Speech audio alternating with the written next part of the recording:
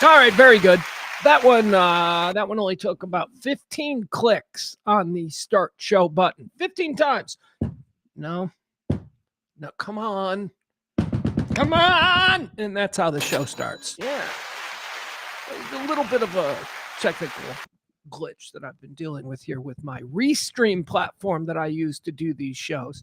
Hi, everybody. It's me, Pugs Moran, live from the Kelly Moore North Memorial Studios in the beautiful south side of Chicago. All right. I'm getting a cold. You know, I like to keep you guys abreast. We do this every day around about noon since 2021. I try to keep you abreast on what I'm going through. You might sound like I'm sick a lot, but I don't miss a lot of shows because I'm sick. I usually just muscle through, but holy craps, am I getting something here. I've been sneezing. It's cold weather. All right, we're not going to let that get us down because it is a new year. It is a new week, and we are the same old show we've ever been. Let's say hi to the chat room. Who do we have here early?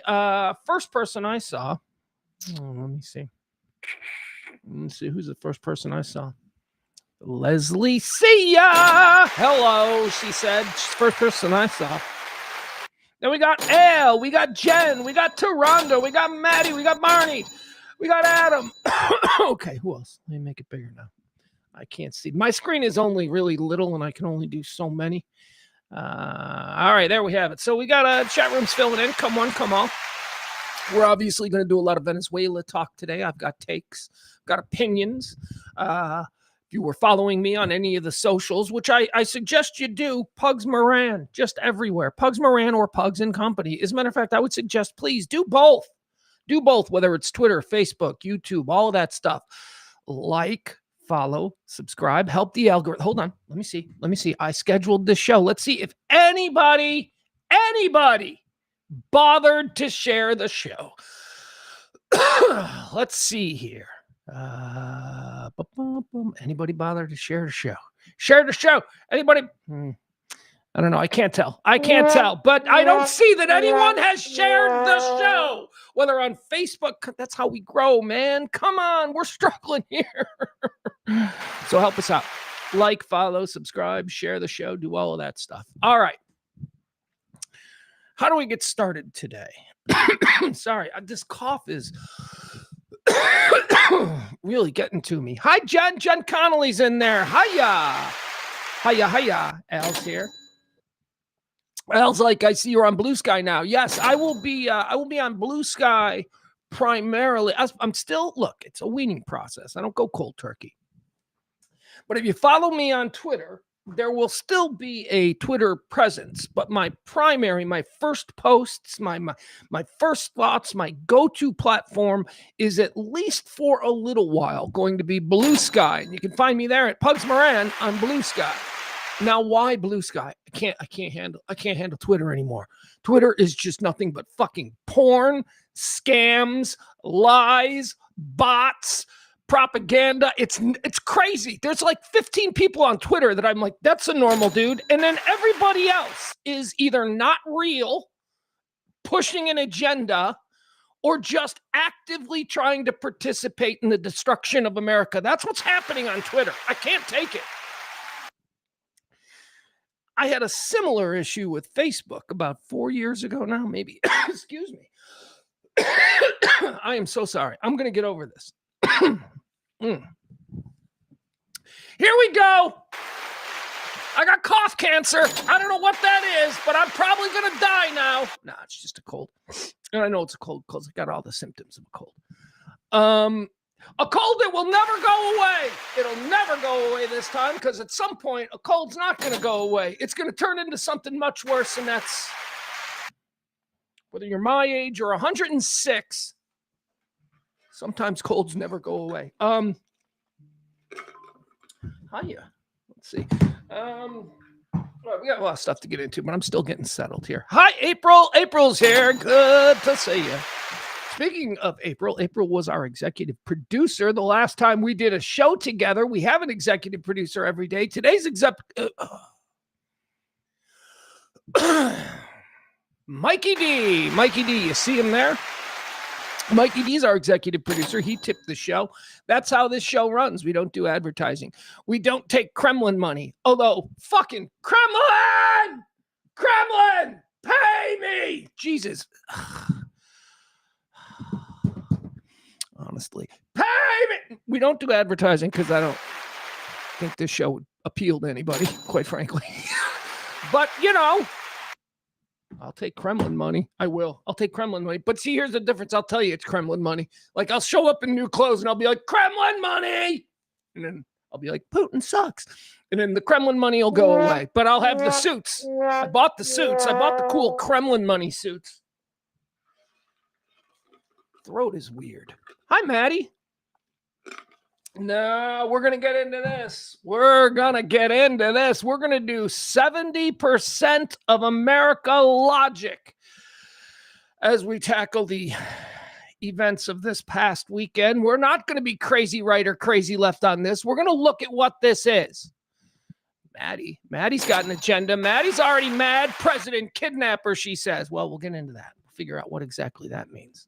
But yeah, we're going to get into the whole Venezuela thing because, you know, shock among shocks. I got thoughts. I've had thoughts on this for a long time. Venezuela isn't new. This isn't a new thing that we're dealing with. We've just always put it on the back burner because we'll get to that in a minute. We've always seemed to have been focused on, like, you know, the Middle East or, you know, Russia and Ukraine. But Venezuela has been a real player in our backyards for a while now that we've had to sort of, I don't want to say deal with, but deal with. And so we'll get into that. Also, did you hear J.D. Vance's house got broken into by a weirdo with a hammer? Yeah, Paul Pelosi thing. Yeah, wasn't there. He wasn't there because he doesn't live there. The vice president of the United States doesn't like Cincinnati. Obviously, that's where the house was that got broken into. We'll talk about it. President of the United, like vice president, like the White House is where the president lives. The vice president lives in like a lighthouse somewhere. He's like off, like seriously, the vice president has a residence, but it's at the Naval Observatory in Annapolis on the campus there of whatever Annapolis is. I'm not sure if that's a real college or just like a war college. I'm not sure, but that's where the vice president of the United States lives. He lives in a lighthouse. It's about 50 yards out into the ocean, and he has to take a canoe to get to the dock every day. It's rough on his suits, but anyway, that's where he lives. And somebody broke into his other home, the Cincinnati, because everybody's got, all these rich guys got two homes.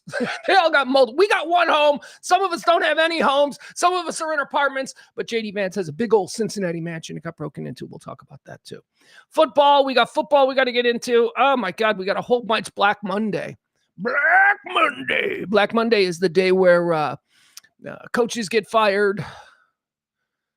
That's pretty much what Black Monday is. It's the day when coaches get fired. Let's not try and make it anything more than it is.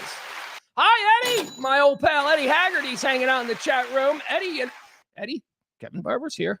You guys act accordingly. Thunderbolts. So the kid went home. After a week. It's fucking awesome. It was, we only fought once. We bickered endlessly, but that's our vibe. That's like me. That's our vibe. You know, you're stupid. No, you're stupid. You know, that's our vibe. It's always been our vibe. And it's real bickering. I mean, it's real bickering, but it's layered in comedy and cut downs and all that, but it is bickering. Don't get me wrong.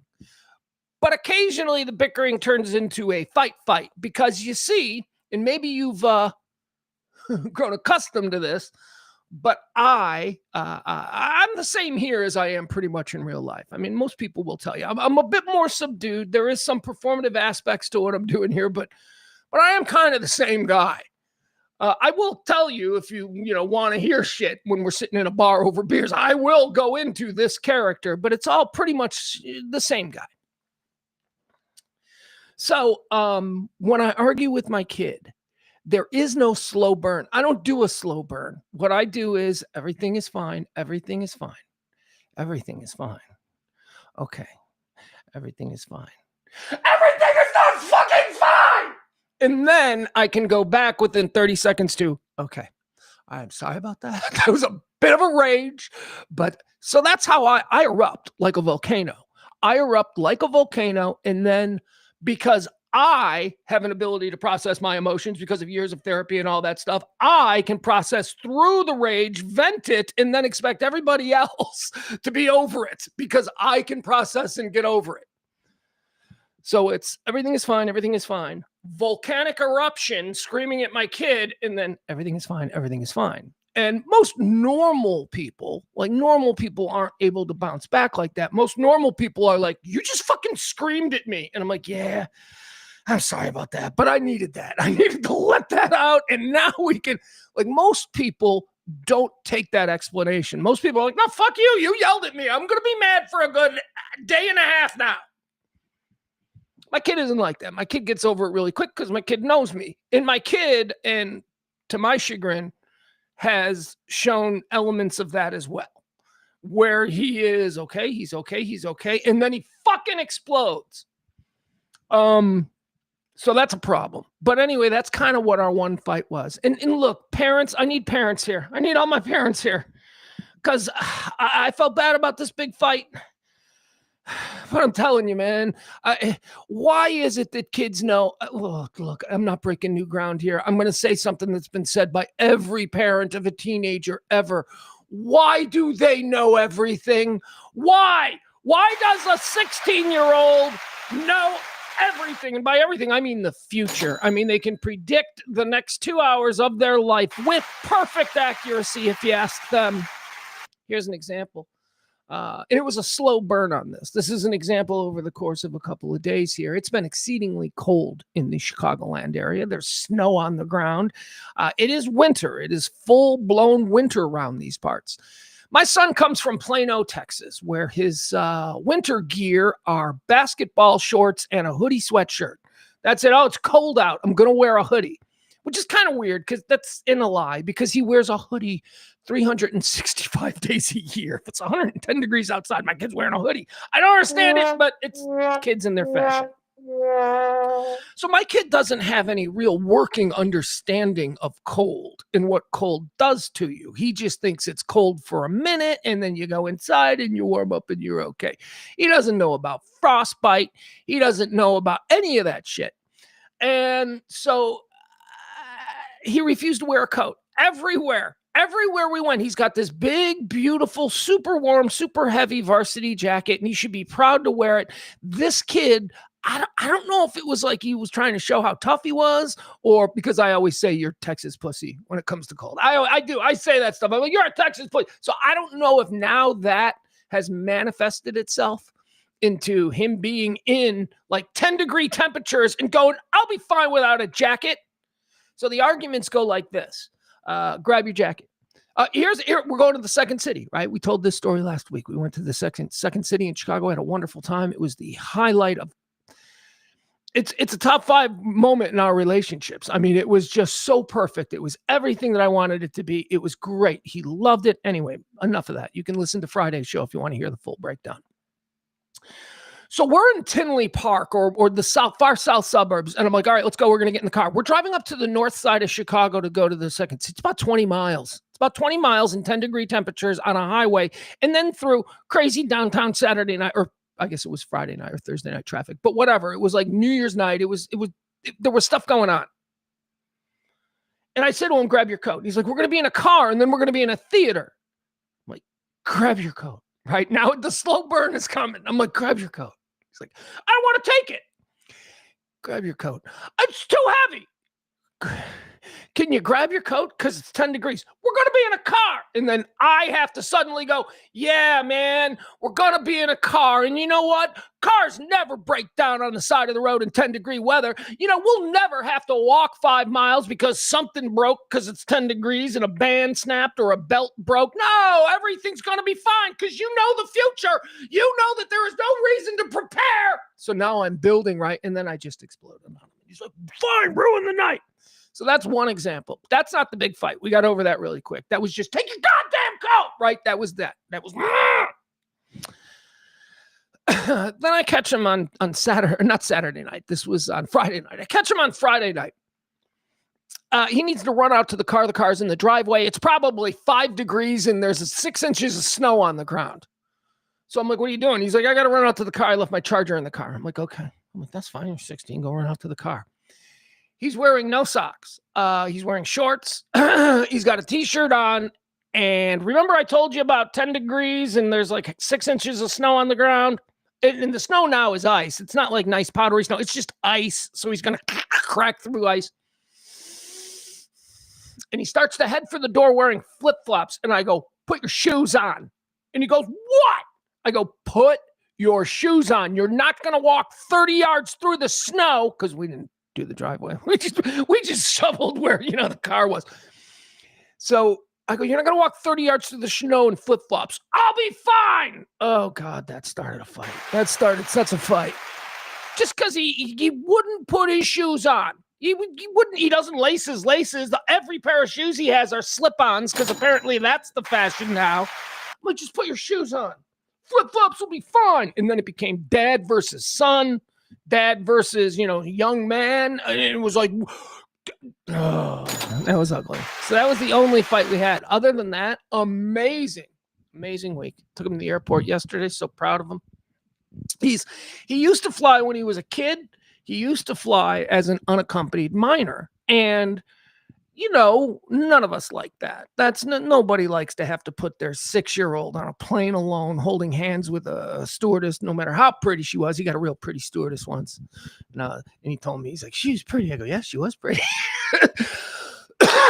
But nobody likes that because it's a kid and it's air travel and all of that. But yesterday, he's old enough now where you just get a plane ticket and I take him to the airport and I walk him to the security gate and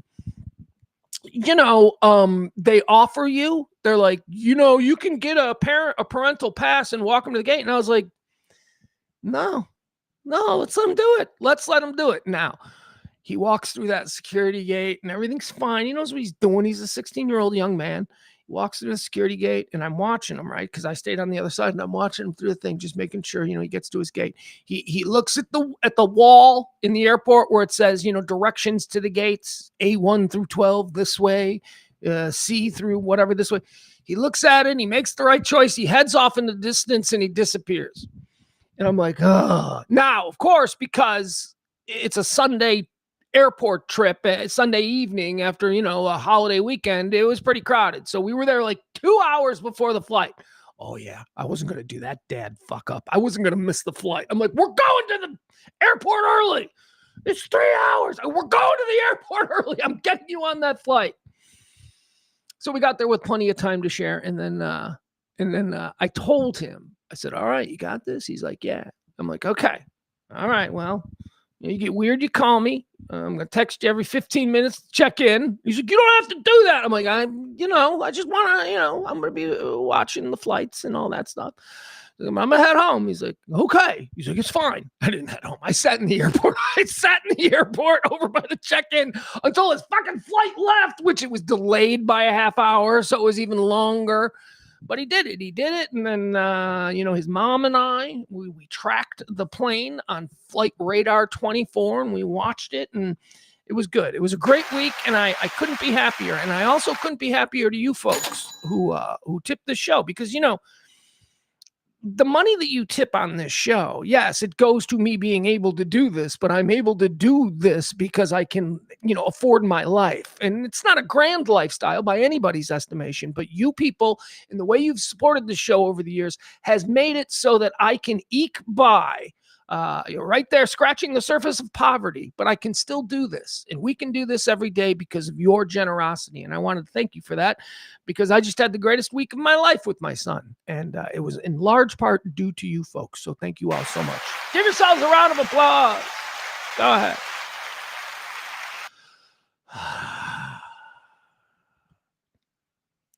Frank says, remember, you aren't his mom. He can learn things the man way, the hard way. Oh, Frank. And I thought you had some familiarity with his mom. Oh, Frank. Frank. If anybody, I'm the mom. His mom is a baller. His mom is as good a mom as you could hope for. And she is not a softie.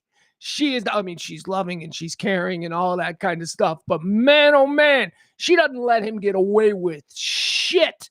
I let him get away with everything. His mom, everything that's good about that kid, the straight A's, the never in trouble, the competitive nature in sports and athletics, all of that is from his mom. All of it. His undeniable charm and personality, sense of humor, and all that, that's from me. He gets that from me. So he also gets his looks from his mom. I saw a chick at Water Tower Place checking him out. He's walking around in his varsity jacket and some black girl. He walks by some black girl going like that. I'm like, all right, girls like my boy. He's got that vibe when he walks around, that confidence. Water Tower Place is a mall here in Chicago. I need a drink. All right, so we're going to get into Venezuela. We're going to talk about all that. Frankie knows Mason, my son's mother. Frankie was around when she was around. Let's see.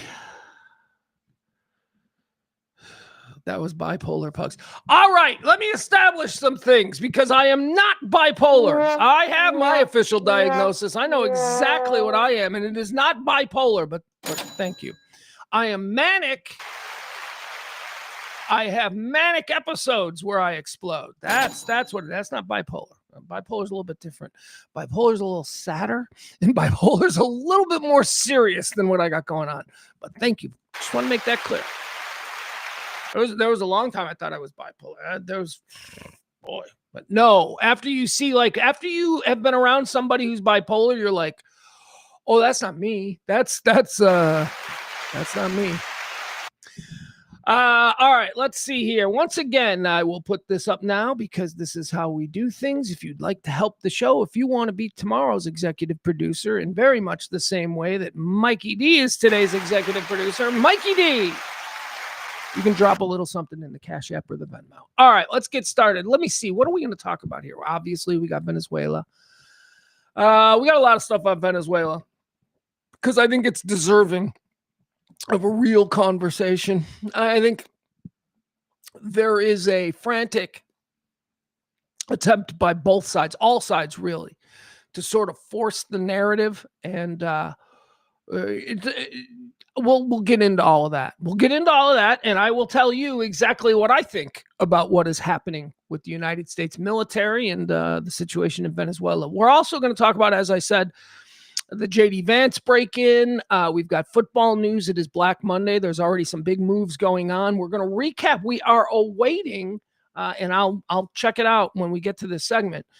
We are waiting to find out who the Wayne Osmond Prize winner for 2026 is. Wayne Osmond, of course, was the first celebrity to die in 2025, Wayne Osmond. So we named the award after him, the Wayne Osmond Prize. Why? Because it's, right out of the gate. Are you kidding me? January 1st, we get our first celebrity death. Wayne Osmond died on January 1st last year. Usually we have to wait a few days. Here we are on the 5th, and I can tell you that 1 through 4 of January, we did not get a celebrity death. We have not had the first person to start the first death trilogy of 2026. So we'll monitor that. And also, we will went through my notes. You know me. I am obsessed with death and celebrity deaths and all of that stuff. And I like to keep the celebrity death trilogy accurate for the year. I went back. I can tell you who some of the first dead celebrities of the past 4 or 5 years is. And we'll find that out. We'll see how long we had to wait for them. And see how, whatever. Anyway, Wayne Osmond Award, the Wayne Osmond Prize. We're still waiting to find out who is this year's winner. That's the first dead celebrity of the year. Wayne Osmond, of course, one of the members of the Osmond family. Yes, you and I both would probably have liked the prize to have been named after somebody a little bit more famous. But we got Wayne Osmond on January 1st, and he just barely made the cut. Hey, sometimes wildcard teams win the Super Bowl. That's all I'm saying. Okay. What else? We're going to talk a little bit about the middle class. You know, I like to talk about us, the middle class, the working class, the forgotten people, the ones you can do absolutely anything fucking to in this country. And we don't really have the support. Why? Because we don't have enough money to garner political interest, and we're not broke ass enough to garner political sympathy. We're just in the middle. We're just in the fuck those people is kind of the attitude. So we're going to get into a little bit of the middle class issue and what's happening to us. There's a story out about how middle class hospitality is going away. And I'll explain to you what all of that means on today's show. What else do I have? We got some fun videos that we'll watch. We got some fun videos. You see that video going around of the drunk guy, the absolutely hammered guy starting a fight in a parking lot of a bar in Dallas? Oh, we'll break that down. We got fight video to break down and a whole bunch of other stuff. Plus you, the fine folks that make up our chat room here. Let's check back in on the chat room. Let's see, who do we got? Who's the most recent comment? The most recent comment, we go to Amy. She says, generalized anxiety and panic disorder here. Pleased to meet you. Well, borderline narcissistic dissociative behavior coupled with manic episodes and depression. Nice to meet you. Nice to meet you. But we're fine because we know what's wrong with us and we see it coming and we have the tools to be able to ward it off.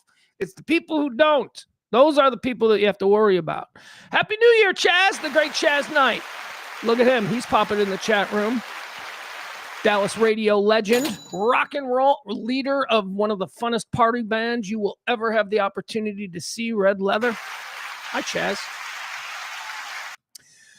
Okay.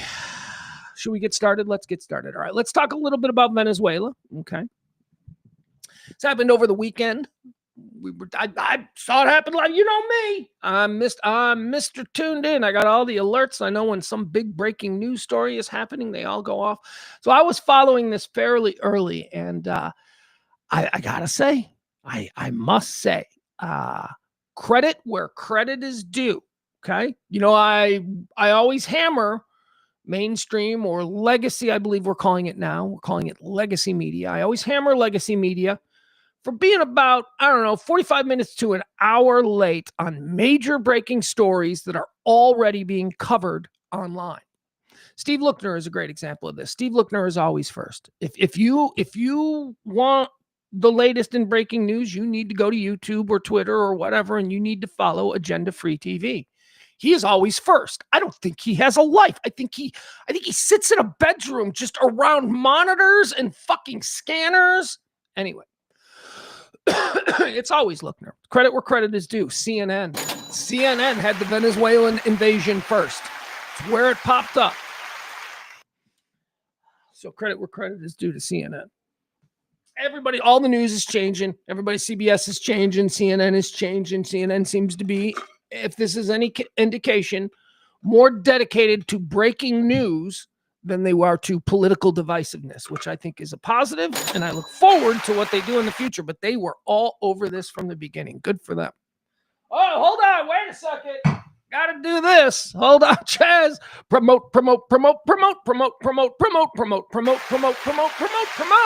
Red Leather shows. Red Leather, who is absolutely, for my diamond dollar, the best party band in all of Dallas. Chaz is so funny. Red Leather performing 17th at Underdog Sports Club in Dallas. Everyone, let's party with Red Leather.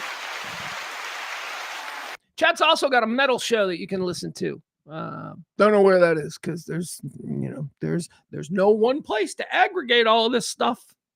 Oh, wouldn't it be nice if Dallas had one place where, Chaz could host his metal show and, Ben and Skin could do their thing and Soroy could do that. Wouldn't that be nice? Wouldn't that be a way to collectively build a new empire? Nah, everybody's freeballing it. Nobody wants to work together. Everybody's going to become the next fucking Mark Cuban with their little stream. Strength in numbers, fuckers. That's why I'm in Chicago. Strength in numbers. Jesus. Anyway, go see Chaz. Go see Chaz and Red Leather performing the 17th of January at Underdog Sports Club in Dallas. All right, back to Venezuela. I'll tell you this much. I don't think I realized watching legacy media how many Latino reporters and Latino ethnic people they have in news. It was all over. And I know this because I like when the Latinos speak like a news person, except when they mention the name of President Nicolas Maduro. You know what I mean? They do the Latino words properly. Well, I don't know. Is that proper? Used to be white people did it, but white people kind of stopped doing it. So now the only people that are doing, the Latino accented pronunciation of things are just all the Latino people. Let's go to Evan Perez. Thank you. The latest news on Venezuela. The latest breaking news on Venezuela. I'm Evan Perez. Everything I say is normal except Nicolas Maduro. Kind of irritating. Anyway, I noticed it. And I noticed it because I couldn't get mad because they were all Latino people doing it. And I'm like, all right, that's like black rappers saying the N-word, I guess. That's going to be okay. White guy does it. It's appropriation. And you know why it's bullshit when a white person does it? You know why it's bullshit when somebody who didn't grow up within that ethnicity, or bullshit when somebody tries to overpronunciate Latino names when they aren't Latino? Here's why. Because you're being a phony. You know why? Because that's not how we say Maduro in America? Maduro. That's how we say it. His name is Nicolas Maduro. That is an American accent. Any other any other pronunciation by an American is posering. Is you're like, oh, listen to me. I pronounce it correctly. I do the rolls. It's bullshit. And I know it seems like a little thing. You're like, oh, Pugs, that's a little thing. But it's not a little thing. It's a little thing that compounds with a million other little things that just lower the bar on what our expectations are for information dissemination in this country. We don't get news. We get bullshit. We get all kinds of little fucking manipulations. Oh, my God. There has just been what is being reported as potentially a nuclear blast in Venezuela. We'll have more on that after this. And then they go to a fucking commercial break with Carnival Cruise Lines. Want to have a weekend? Take a Carnival Cruise fucking water park ship. And then they come back and it's like, very serious news. Oh, it wasn't so serious that you could fucking make good on that ad you just ran. If it was so serious, why'd you run the ad? Why didn't you just get to it? It's been going on for years. Do you remember local news? Local news used to do it all the time. These are, again, examples of the tiny manipulations that media has perpetrated on us over the years. And it explains, it doesn't excuse, but it explains why nobody trusts the media. Local media, you'd be 10 o'clock news, right? 10 o'clock news.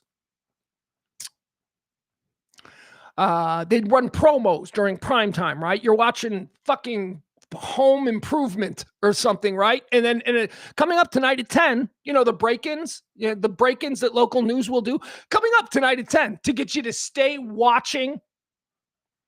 Coming up tonight at 10, the everyday household item that's currently in your cabinet that could kill you. Tonight at 10. And then back into a sitcom. And I'm like, what the fuck? If that's a real story, you don't show me, you don't resume Home Alone or Home Improvement. You fucking see that those are the kinds of manipulations. There's something in your house that can kill you. And the only way you're going to survive is if you stay on this channel until 10 o'clock when we tell you what that is that can kill you. Again, not a huge example, but again, one after another, the compounding effect of all of these tiny manipulations to try and get us to eat their version of the news. It's bullshit. So anyway, social media is now that. Social media now has all kinds of manipulations, and who the fuck watches local 10 o'clock news anymore, right? So there's a lot of bullshit out there about what's going on here in Venezuela. Now, let me just tell you this. Nicolas Maduro is a dude who would be on my list of the 10 fucking people we ought to go and get. Okay? We should have gotten Nicolas Maduro years ago. Years ago. This idea, he's doing it now. Trump and his administration is doing it now for a number of reasons. The most cynical of reasons that we're hearing a lot from people is that this is a wag the dog. He's trying to draw our attention away from the Epstein story by doing something so big, so outlandish that it's all we'll be talking about. And it's working. Okay, that's the cynical excuse. That's very convenient, isn't it? He needs something right now. So Venezuela. But also, they got a lot of oil. They got a lot of oil, and we've been pissed at them since when? 2007, 2008, somewhere around then, right? That's when Chavez, Hugo Chavez, remember we hated Chavez. Do you remember when all of you, and I'm talking about Fox News watchers and shit like that, like 15 years ago, remember when all of you suddenly became really aware of Chavez? Like, you didn't know who the fuck he was before. Name right now, president of Argentina. Well, that's an easy one because that's the crazy guy. Quick, right now, name the president of Colombia. He's in the news. You should know his name, but you don't because you haven't been ginned up about him the way you were Hugo Chavez and Maduro. Why are you jummed up about them? Because they got oil. They got Exxon's oil, or at least so Exxon claims. So we've had a problem with them. There is a thing with them. Drugs? Colombia is right next door. The Colombian drug cartels have been dominating the cocaine and fucking whatever. What else do they have? Cocaine. Let's go cocaine. They've been dominating the cocaine game for generations. But we don't go after them. Because cocaine is not oil. Oil fuels the petrodollar, which fuels the economy of the United States. And Venezuela's got a lot of it. And Venezuela has not been playing by our oil games for quite some time. Okay, long story short. So the Venezuelans, they're sitting on this big, giant deposit of oil, the world's largest oil reserve. Venezuela, we're on all of this oil. And then some point in the 1940s or 50s, some like Ivy League educated geologists go down there and they're like, oh my God, there's a whole bunch of oil. And the Venezuelan people are like, what? What's oil? And they're like, well, let me tell you. And it's fucking buying Manhattan from the Indians is essentially what we did to the Venezuelans.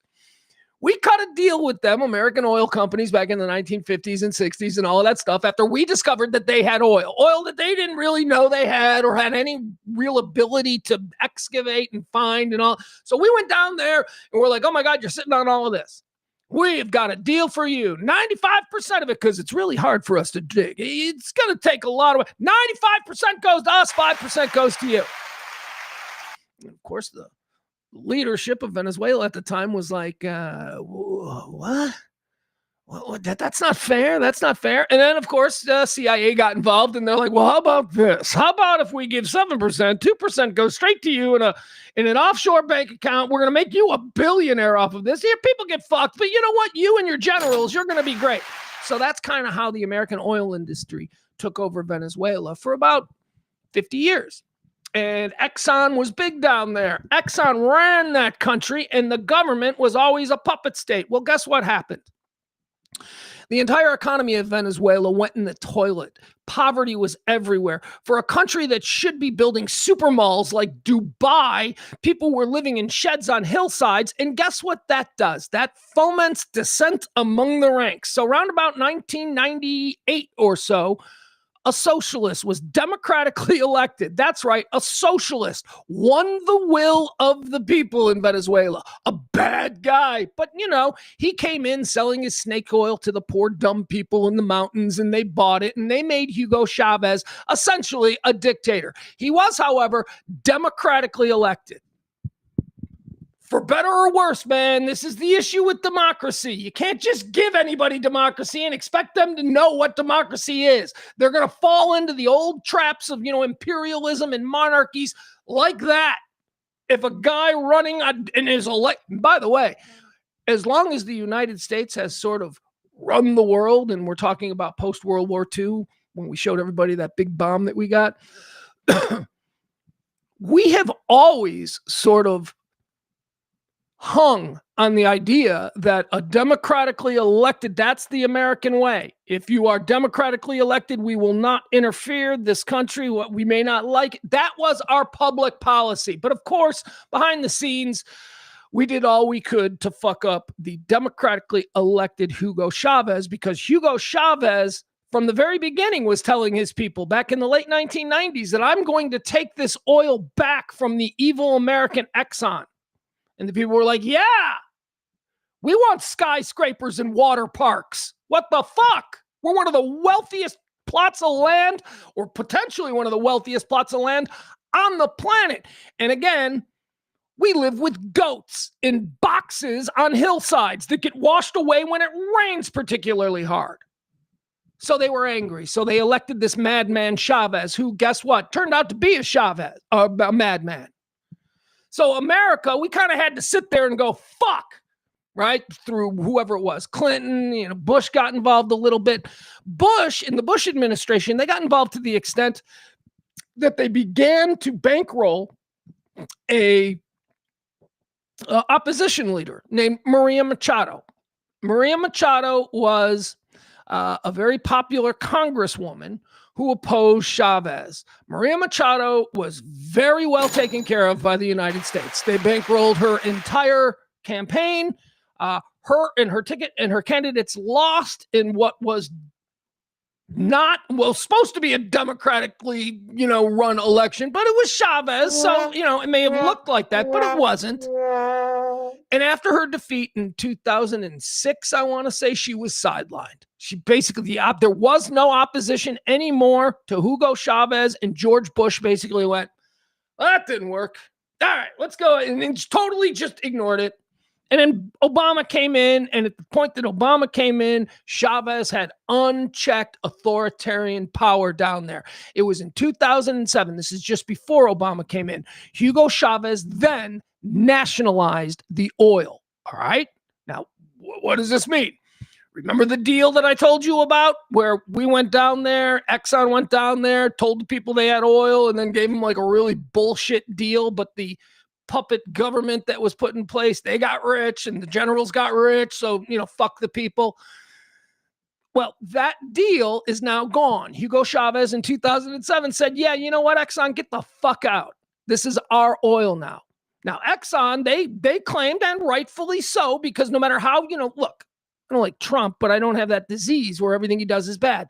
I don't like oil companies, but I also don't have that disease where everything they do is bad. The oil companies then sued Venezuela for billions and billions of dollars because it is all of their equipment. They have been there for 50 years, right?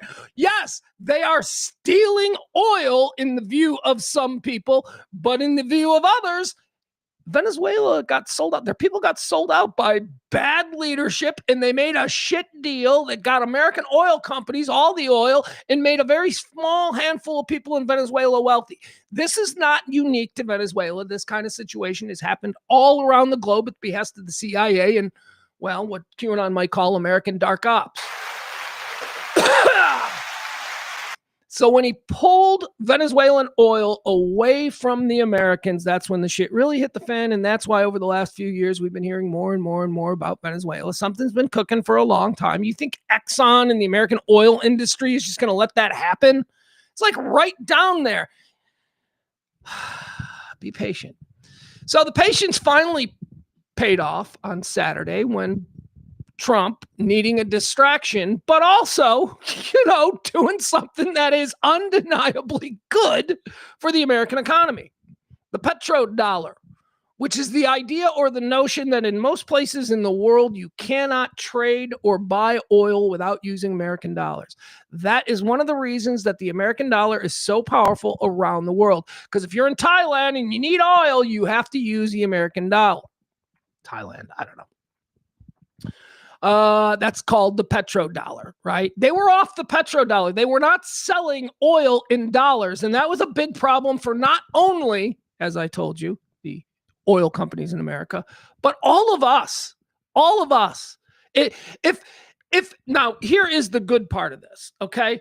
When the Venezuelans took over their oil fields, when they recaptured control of their oil, they couldn't do it as well as Exxon. No surprise, right? It went from like 300 million barrels of oil down to like 80 million barrels of oil because the Venezuelans just didn't have, they're figuring it out. They had outsourced this job for 50 years. They didn't have the power and reach of the American oil company, certainly not Exxon.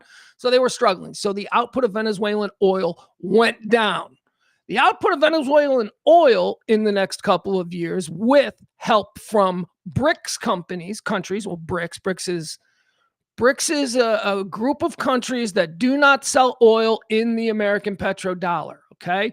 BRICS stands for Brazil, Russia, India, China, and the S is South America. Well, Venezuela, with the world's largest oil reserve, was flirting with BRICS and getting ready to go into BRICS. And they would start selling their oil. And I think it was sold in the yen already, or was it going to be sold in the ruble? I'm not sure. Whatever.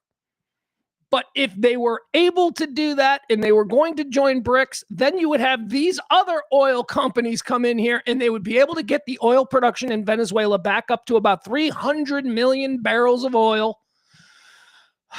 And that would be a shock to the world economic system, because all of a sudden you would have the world's largest oil reserves pumping at full capacity, and they haven't been pumping at full capacity in about 20 years, pumping at full capacity and not using the petrodollar. That would, I know it's a lot for us regular people to try and understand, but that is really the economic curse, the economic issue that we, the people of the United States,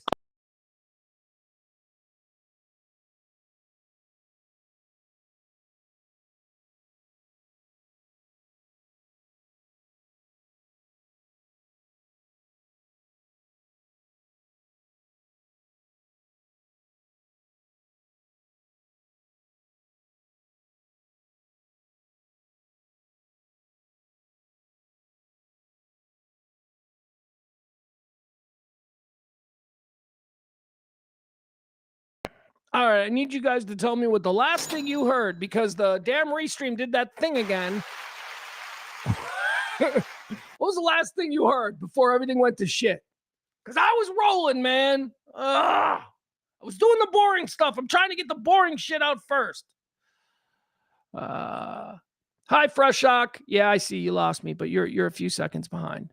So I just need to know what the last thing you heard me ranting about in my whole Venezuelan thing, because now I'm lost. Anyway, when this happened, if you can hear me now, when this happened, when this went back, thank you, April. It's hard for regular people to understand. All right, so anyway, let me reset my head here, because I apologize for that technical glitch. When this happened on Saturday night, I was a bit conflicted, because there is a part of me that wants this. I want Maduro gone. I would love to see. Venezuela is so powerful. Venezuela has potentially powerful because of the oil. I think it's important that we're friends with a country like that that's in our hemisphere. I think it's important that that those people, instead of living with goats in boxes on hillsides, that they have the benefits of the rich land that they have the benefit of living on. And yes, there is an argument to be made. Well, don't we deserve a chunk of that? Because we are the fucking people who went down there 70 years ago and told them that they got oil. Yeah, we do. We do. Okay? It's not just stealing land and stealing oil. We went down there and we said, hey, you know what? You got something here. If you went over to your friend's garage and you knew about baseball cards, and he's like, yeah, I got a bunch of old baseball cards here, and you found like millions of dollars worth of baseball cards that your friend had no fucking knowledge of at all, wouldn't you expect him to hook you up a little bit? Wouldn't you expect him as the guy who was so that's basically what's happening in oil. And Maduro said, no, we're not hooking you up at all. As a matter of fact, you're going to leave all your equipment here. We're kicking you out of the country. It was very ballsy. And he did it because he had the backing and the support, at least verbally, from Russia and now China, India. Dude, those BRICS countries, those are not countries to fool around with.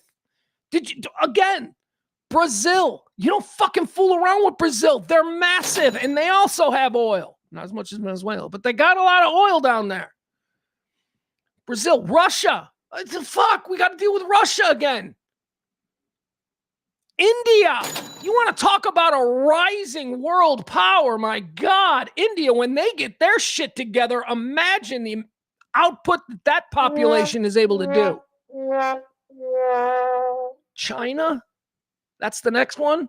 Brazil, Russia, India, China. Come on, man. These are not countries to fool around with. So they were coming into our hemisphere. They were coming into our part of the world, and they were about to actively disrupt the economy of the United States over the course of the next few years. That's a very real thing. It's a lot to wrap our minds around, but Maduro needed to go. If Kamala Harris was president and she had done this, I'd be like, fucking he needed to go. Now, in the case of Trump, it was convenient. It was also convenient.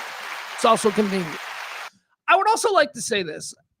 If you do have any knowledge of the history of the Venezuelan oil situation and how we here in the United States are pretty much got a knife to our throat as far as our standard of living. And if you're one of these people like, well, maybe our standard of living should go down. Oh, it is. Don't worry. That's happening. That is happening. But how quickly do you want it to go down is the issue with Venezuela, because that would have done some things. But if you're against this, honestly, if you are against Maduro is that I'm seeing free Maduro. I'm like, this guy is a monster. This guy, do you know the kind of fucking human rights violations that really liberal organizations have hung on this guy? This guy isn't a good guy in anybody's book. He got arrested. He's no longer in charge. That's it. It's good. It is a good thing for the world. Now, Mr. President, and I'm speaking to you, Trump. Let's go after Putin. Putin's next time, but let's go get Putin. All right, you warmed up. Preseason. That's what this was. Preseason. Let's go get Putin. Come on, let's go. We got a whole bunch of people to get. Yeah, I know about Africa. Look, let's get some white guys first before we go after another brown guy. But come on. Let's go get Putin. Let's go get that dude in Belarus. Let's do the dude in Belarus. Let's do that. Let's put a shot across the bow of Putin and let's arrest that dude in the Belarus who is just Putin's water carrier. Let's do that. And then, yes, fine, Stephen Miller. We can go to Africa and we can get a warlord. That's fine. You'll get to blow shit up in Africa, Stephen Miller. I promise you. But if this is the business we're in now, I am all for it. And this is consistency from me. You guys know it. I've been saying from the beginning. I believe that because America made a decision 60 years ago to keep us all stupid and unhealthy, which is the decision we made, we don't have world-class education in this country for every fucking citizen born. We don't offer that. Can't afford it. We don't have world-class healthcare just by being born in the United States. That perk should be, we're going to take care of you because we can, and we believe that a healthy and an educated citizenry is good for us in the future. That's not been our attitude. Our attitude has been, let's make them stupid so we can manipulate them. And then let's not try and cure anything. Let's just see how much money we can make off of keeping them sick. But, not dead. We decided to turn three aspects of the American, what would we call this? I don't know. We've decided to turn education, healthcare, and imprisonment of our citizens into profit centers. Those are the three most glaring abominations of American capitalism. Now, I'm a capitalist. Tip the show. Tip the show. I do this show for money.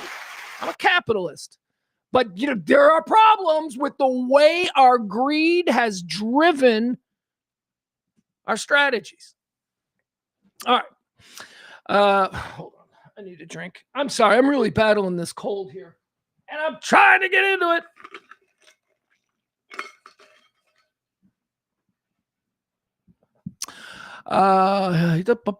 Hugh Morris. Hugh's a smart guy. I like Hugh. Well, I mean, I like most of you. Hugh says it's all about, but I know Hugh. It's all about protecting the U.S. dollar. We are seen as unstable, and this is why many countries are going the way of BRICS and the yuan and the petro yuan. Yeah, the petro. We like to call it the petro dollar because that's how we've ruled the world. But there is a petro yuan out there. There is a potential petro ruble. It's all about protecting the U.S. dollar, Hugh says. We are seen as unstable, and this is why many countries are going the way of BRICS and the yuan petro yuan. If we don't do something, our flat money will collapse. That's very real. That's not Republican or fucking Democrat. That's not libtard or retard, which, by the way, I think we need to start calling them. I saw that going around on Twitter. Did you see that? I saw that on Twitter. If liberals are called libtards, shouldn't Republicans be called retards? Yeah, and they are. So I'm going to start doing that. Maddie is arguing a point that we have heard argued. She says this has zero to do with BRICS. Maddie is in league with Ed Silla. Ed Silla of Radio Misfits also believes this has zero to do with BRICS. I think it has a lot to do with it. I don't think it has a lot to do with BRICS today. I think it has a lot to do with what BRICS will become, or what they can become. And I do think it's a major part of this. However, it is also, as I said, very convenient to the president. He's like, yeah, let's do that now. He's now saber rattling at Cuba. I'm good for that. Let's go. Let's take Cuba. Let's take Cuba. What's Putin going to do? The whole reason that Cuba has remained this fucking blight on the ballsack of Florida is because we've been afraid of the powerful Soviet military, the Cold War, and all that shit. Let's go get Cuba. Let's go get Cuba. I think we need Cuba. Take it over. You know how many people would love it if Cuba was America? I don't know if that's the deal with Venezuela. Like, I don't want to plant the flag and make it a state, but Cuba's right like 90 miles off Miami. We need to put casinos back down there and turn it back into the Cuba of our grandparents. Those people in Cuba, my God, Cuba sucks, man. Cuba fucking sucks, and it should be a paradise. So close to us. So we're saber rattling at all these other places. Let's see. Let's do it. He's pointing at Gustavo Perez, the president of Colombia, the guy who also should be in fucking handcuffs because you want to talk about the world's largest narco trafficker. It's that guy. And he didn't come out of nowhere. He's been around that system forever. He was there in the days of the Medellin cartel and all of that good stuff. Probably not. Actually, how old is Perez? I think he's 65. So he was. He was probably, what was that guy's name? That guy, the bad Colombian that all the alphas can, tell you all about. So I've never really been all that interested in. Who's the big Colombian drug kingpin? The guy that was in Narcos. It's never mind. I don't want to disparage anybody. Gustavo Perez. Here's what Gustavo Perez said today. He made a big fiery speech. Gustavo Perez, the president of Colombia, says, come get me to Trump. Come get me. I'm waiting for you. Don't threaten me. I'll wait for you right here if you want to. That's President Gustavo Perez. So we go in and we blow the hell out. This is the deal, right? Distraction or greater positive play for the U.S. economy, whatever, however you want to look at it. Getting Maduro, in my opinion, was not a bad thing. Again, and if you think it's a bad thing and it's just because you hate Trump, well, then stop it. You're part of the problem. This is one of those litmus tests where, you can find out who's on the 15 on the right and who's on the 15 on the left and who's a normal 70% American. This was an American move. Has nothing to do with MAGA. Certainly has nothing to do with America First. This is not what he promised. This is not at all. This is kind of something you would have expected Kamala Harris to do, if I'm being honest. This was more of a Democrat thing for years than it was. The Republicans were all like, they didn't want to do that. MAGA became this America First, no intervention. We don't do any of that. You stirred everybody up. You got Joe Rogan and Tim Dillon and all these people talking about it. I'm sitting here going, I remember Jeff Ballard. I love Jeff. I don't know where Jeff is, but Jeff used to hang out in the chat room. But I remember a while ago, Escobar. Thank you, Byron. Yeah, Byron. I knew Byron would know Escobar. Hey, Byron, who commanded the U.S. forces in Europe during World War II? Those are the kind of things that Byron knows. Byron knows everything your dad should know. That's who Byron is. Where was I? I forgot where I was. Saber rattling, blah, blah, blah. I support the action in Venezuela. There you go. That's what I wanted to get out. I support the action in Venezuela. And don't just not support it because you hate Trump, is my point. Don't just not. Even a blind squirrel every now and again gets a nut. And this is a good thing for us. Also, I would ask you, don't be distracted. Do not be distracted by this. Stay focused on the Epstein thing. This is good, but do not let them win. If you believe, as I do, that this is about 60% distraction, 40%, he would have liked to have done this after long, drawn-out discussions with the oil companies because, Trump needs to get his little piece, This may have been more rushed than he wanted because, he doesn't have the kickback deals with the oil companies for the Trump Foundation and all that. But anyway, he did it because Epstein wouldn't go away, and they weren't going to start 2026 with that nonsense. This is the narrative that they want pushed for the first month. And here we go. Anyway, let's watch some video. We've got some video. What do we have here? Venezuela attack. Oh, yeah, by the way, it should be mentioned. Nobody, not a shot was fired. All this, they're saying all this stuff. Cuba, meanwhile, Cuba. Yeah, next, Cuba. Oh, and by the way, it's like, let me make this, all of this stuff that I'm talking about that I want to do, like Cuba and all that. I don't want boots on the ground. And by the way, I think boots on the ground in Cuba, I think they'd be fine. I think people would be like, yeah, thank you. But this is not 1945. We don't have to conquer nations with boots on the ground. Remember, we made us all stupid because we didn't get good education. We made us all unhealthy. We don't have health care. We took all of that money that should be making us citizens fucking perfect or near it. We took all of that money and we put it into the world's greatest defense budget. That's right. We went, let's just have the biggest, baddest, dumbest army in the world. Our citizens will be unhealthy and stupid, but that's okay. All they'll need to do is push buttons. And that's where we are militarily. Just push buttons, drone attacks. So I'm not worried. And I should be because, I've got a 16-year-old son, and any sort of extended land wars with boots on the ground would probably affect me. Or at least we'd have a scare. You know what I mean? Oh, shit. Are they doing a draft? Trump will do a draft. The irony of ironies. Trump will do a draft. Trump had bone spurs. Good thing for Barron, bone spurs are genetic, huh? That's good. Because Trump's got a kid. Trump's got one of them kids that should go first.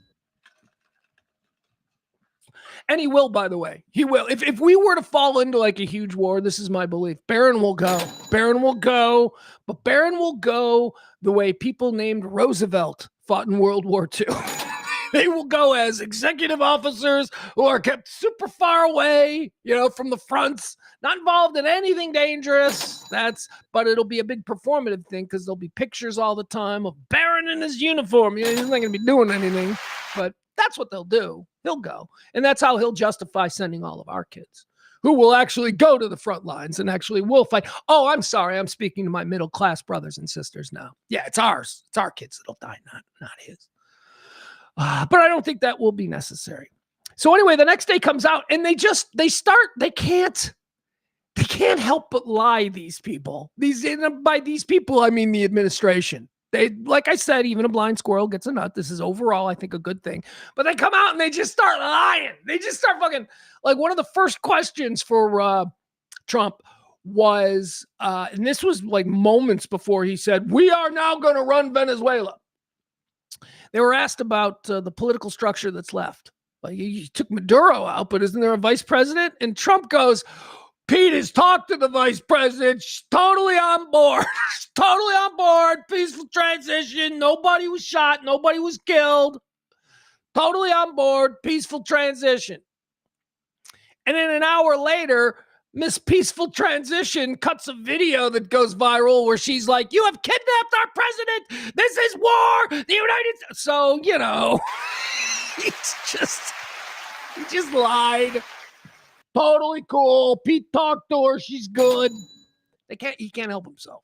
He's always be closing. He is the fucking Glengarry president. Always be closing. So he's always closing. So in closing, there's never bad news. The bad news would be, well, yeah, she's kind of a rogue and we've got her. She's a problem. She's in charge of the military now. And that could be an issue for our troops that are still there clean. No, he can't be honest about it. He's got to go, everything's good. Pete talked to her. She's on board. Meanwhile, an hour later, she's like, he's a kidnapper. This is war. So then that Nick Shirley guy, a guy whose name I didn't want to mention, but since he seems to be the new Walter Cronkite to the stupid in this country, he's the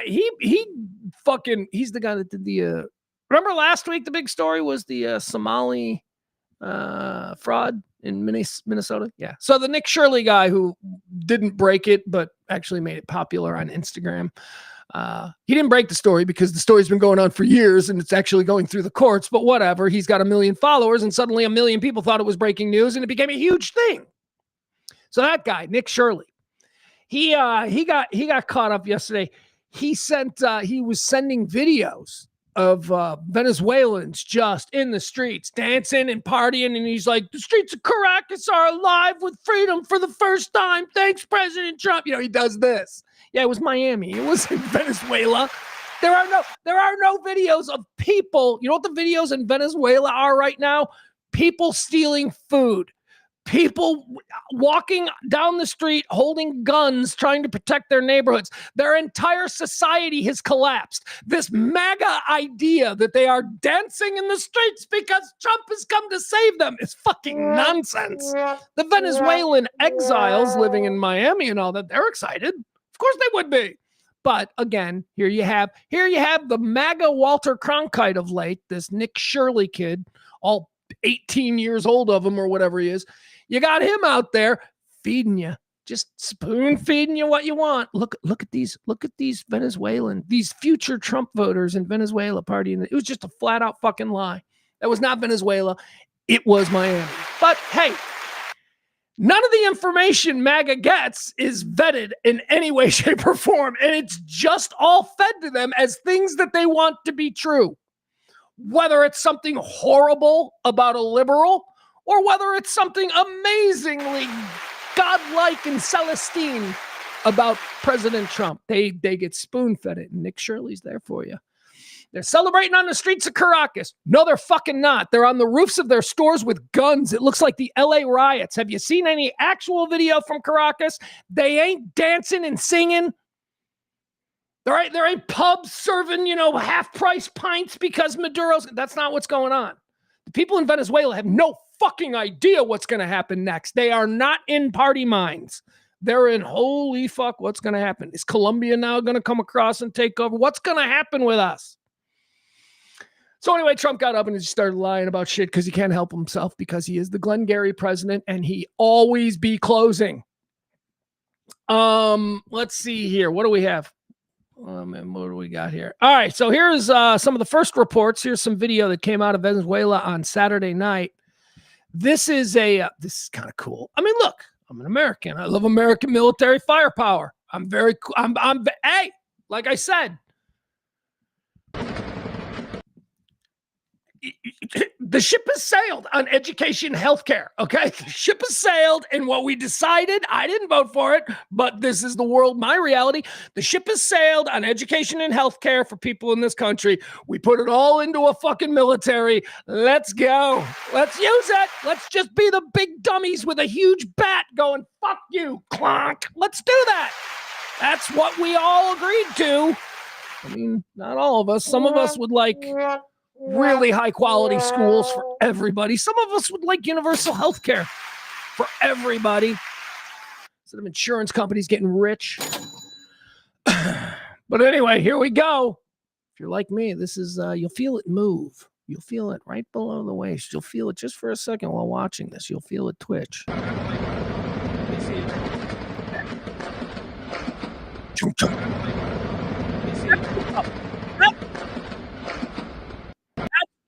American helicopter just hovering outside of Venezuelan quickie mart. I don't know what it was. Probably a military base. I don't know what it was. Probably a military base.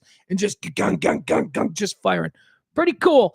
Good to see our tax dollars at work because we see them not at work every day when we deal with a moron on the street. Let's see. What's the other thing? This needs to be talked about. So Cuba, I mentioned Cuba. Cuba's claiming 32 dead.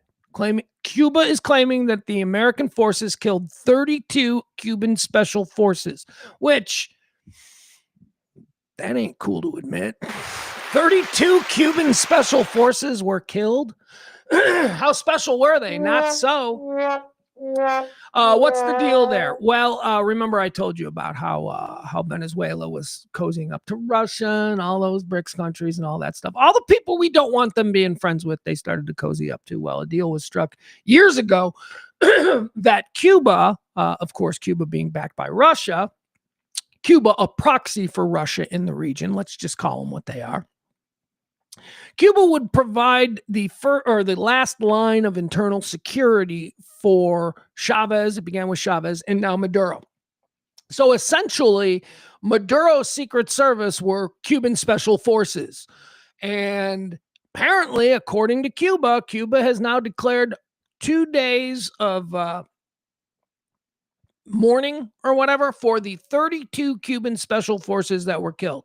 Trump says none were killed. Nobody was killed.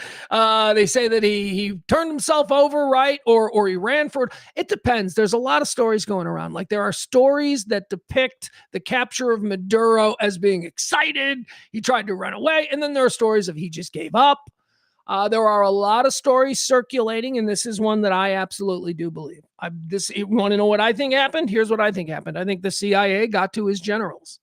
I think the CIA, over the course of however long, these things take time. We've seen the movies.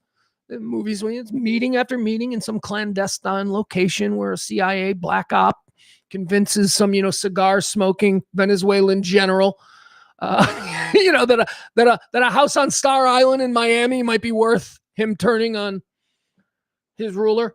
So I think that's what happened. I think the generals and I think the military were gotten to. And I think at some point on Saturday night when the trigger got pulled on this operation, I think that he was turned over. I think he was probably turned over by his own people or by his own well-paid, formerly loyal military, right? I believe that. There wasn't any protracted resistance. If that weren't the case, his military would have fired at our helicopters. And I don't believe that. I think one helicopter had a problem, right? But I don't think it was from incoming fire. I think it was from something else. But I could be wrong. So you guys might want to check that out. Because God knows that I'm a little more reliable than Nick Shirley. Let's just say that. I'm not going to. Here's my promise to you. Here's the difference between me and Nick Shirley. We both know nothing, but I am going to at least try to be authentic and not actively lie or manipulate. I'm also not paid by the Kremlin.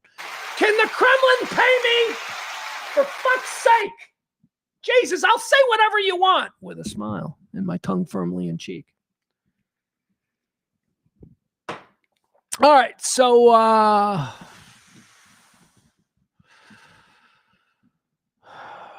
Maddie, where's Maddie? Maddie's got some good comments here. Maddie says Colombia had some choice words about this transition too, called us a pack of pedophiles. Yeah, Gustavo Perez is really not afraid. He's got that cocaine money. Yeah, he's not afraid. Well, look, Trump can't do. Look, what does Gustavo Perez know? Because Gustavo Perez, the president of Colombia, who's right next door to Venezuela, is really talking shit to Trump. He doesn't seem to be afraid at all. So what is he banking on? That Trump's not going to do this twice, that they don't have oil. Trump doesn't really care about cocaine. Oh, drugs, fentanyl. Yeah, just so you know, fentanyl doesn't come from Venezuela, never has. Fentanyl comes from China and India and the southeast parts of Asia, and it is funneled into this country through Mexico, okay? Venezuela has fucking nothing to do with fentanyl. But, all of MAGA's fucking kids are strung out in fentanyl because they were raised by fucking MAGA. So that's a big deal with MAGA. My junkie kid is mad at Venezuela because look what it did to him. Venezuela didn't do that to your kid. China, by way of Mexico and our porous southern border, did that to your kid. Stop fucking buying into the excuse, Trump, fentanyl. No, fentanyl doesn't come from Venezuela, Trump. Sorry. Also, fun fact, drugs in general, less than 1% of America's cocaine comes from Venezuela. You know where the rest comes from? Right next door, Colombia. Like 99% of the real drug problem funneling into America comes from fucking Colombia, not Venezuela. Venezuela has never been known for drugs. Venezuela is known for their oil. They don't need drugs. 70 years ago, like I said, Exxon went down there and said, you've got some really nice baseball cards in your garage. Can I sell them for you? And that's how the deal came to be. But we're not really interested in stopping the drug problem. But again, he's just going to tell you that because he knows that resonates with you and your junkie fucking kid.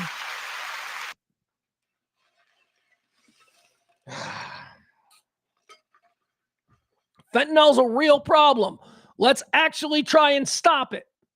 Let's not just pay it lip service and try and appeal to people who are going through a real struggle. The scourge of drug addiction in this country, fentanyl killing people. Fentanyl's not even the problem. It's barbiturates and opioids. Fentanyl is just a thing that kills people when they can't get the opioids and then they turn to cocaine or heroin or whatever.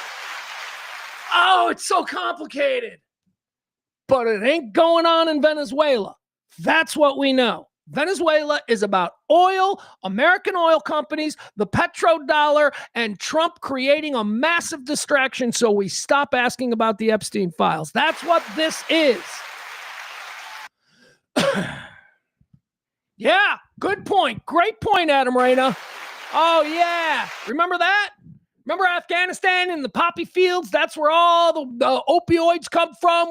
This is going to be a byproduct of us getting rid of the Taliban government and instituting some form of democracy. We're also going to get rid of the heroin problem. Fuck you. You didn't get rid of the heroin problem. Go back to try and sell us on weapons of mass destructions, why don't you? Everything is a lie. Everything is a lie. Good point, Adam. Great point.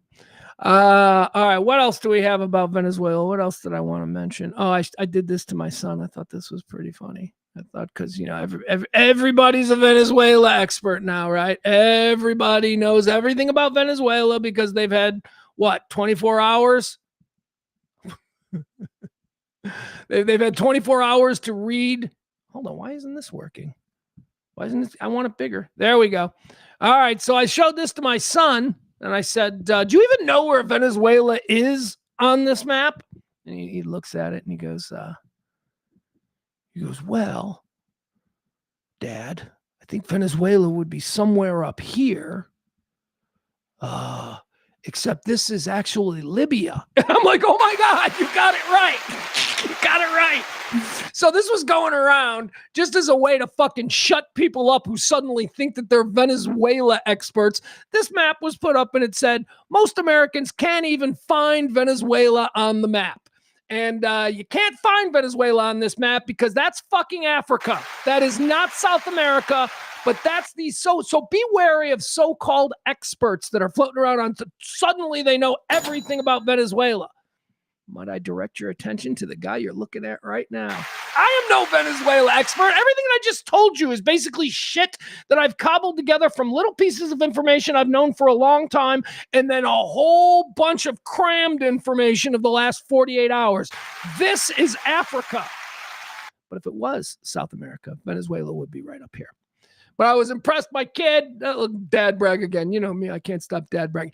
He looked at it. He immediately went, yeah, well, Venezuela would be up here, but Dad, this is this is Africa. Nice try. I'm like, oh, okay. I'm like, well, what is that then? He's like, I think this would be probably Libya, maybe. Egypt is over here. And then he pointed this out to me. He's like, this is the Red Sea. Can't you see? I mean, the only thing that's missing is Saudi Arabia is missing from. I'm like, okay, very impressed. Go away. Now, I told you about how I had to take my kid to the airport yesterday and how proud I was of him. He's flying like a young adult. That's his category now. It's no longer unaccompanied minor. It's young traveler. And he's allowed to do everything he wants to do. And on Saturday night, the flight was on Sunday. So this all happened on Saturday night, and you start as a parent, you start thinking and preparing for what the next day is. So on Saturday night, while I'm watching the Venezuela thing, I'm also getting his ticket information in order and making sure that he's got his ID. Just there's stuff that needed to be prepped for, right? Sending his mom the information, all of that stuff. So I'm doing that Saturday night while I'm watching this Venezuelan thing. And I didn't say a word to him. You can't say a word. I didn't say a word to him. I didn't say a word to anybody. But you guys, I was fucking horrified. I was horrified. The day after we do this to Venezuela, I got to take my fucking kid to an airport and put him on a plane. I mean, I don't know what the Venezuelans are known for, but I do know that like South Americans and, there's all kinds of fringe, crazy terror groups throughout. I'm like, should I be putting my fucking kid on a plane the day after the United States did something that is being roundly, globally condemned?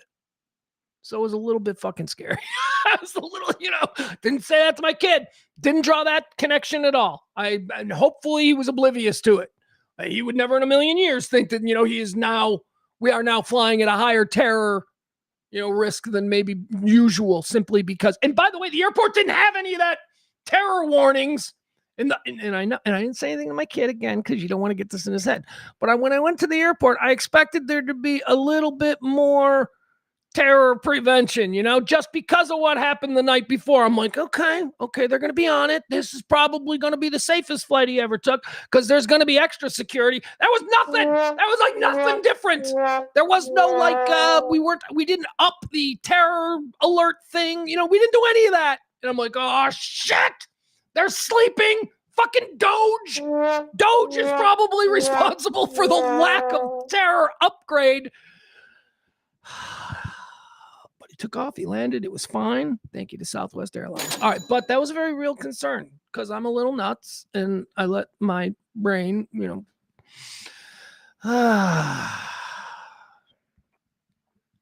Yeah, Frank's got a great point here. This is another reason why I think it appealed to Trump. Frank says, Venezuela used to be known for hot Miss Universe contestants before. So, yes, Frank, they all got ugly. What the fuck?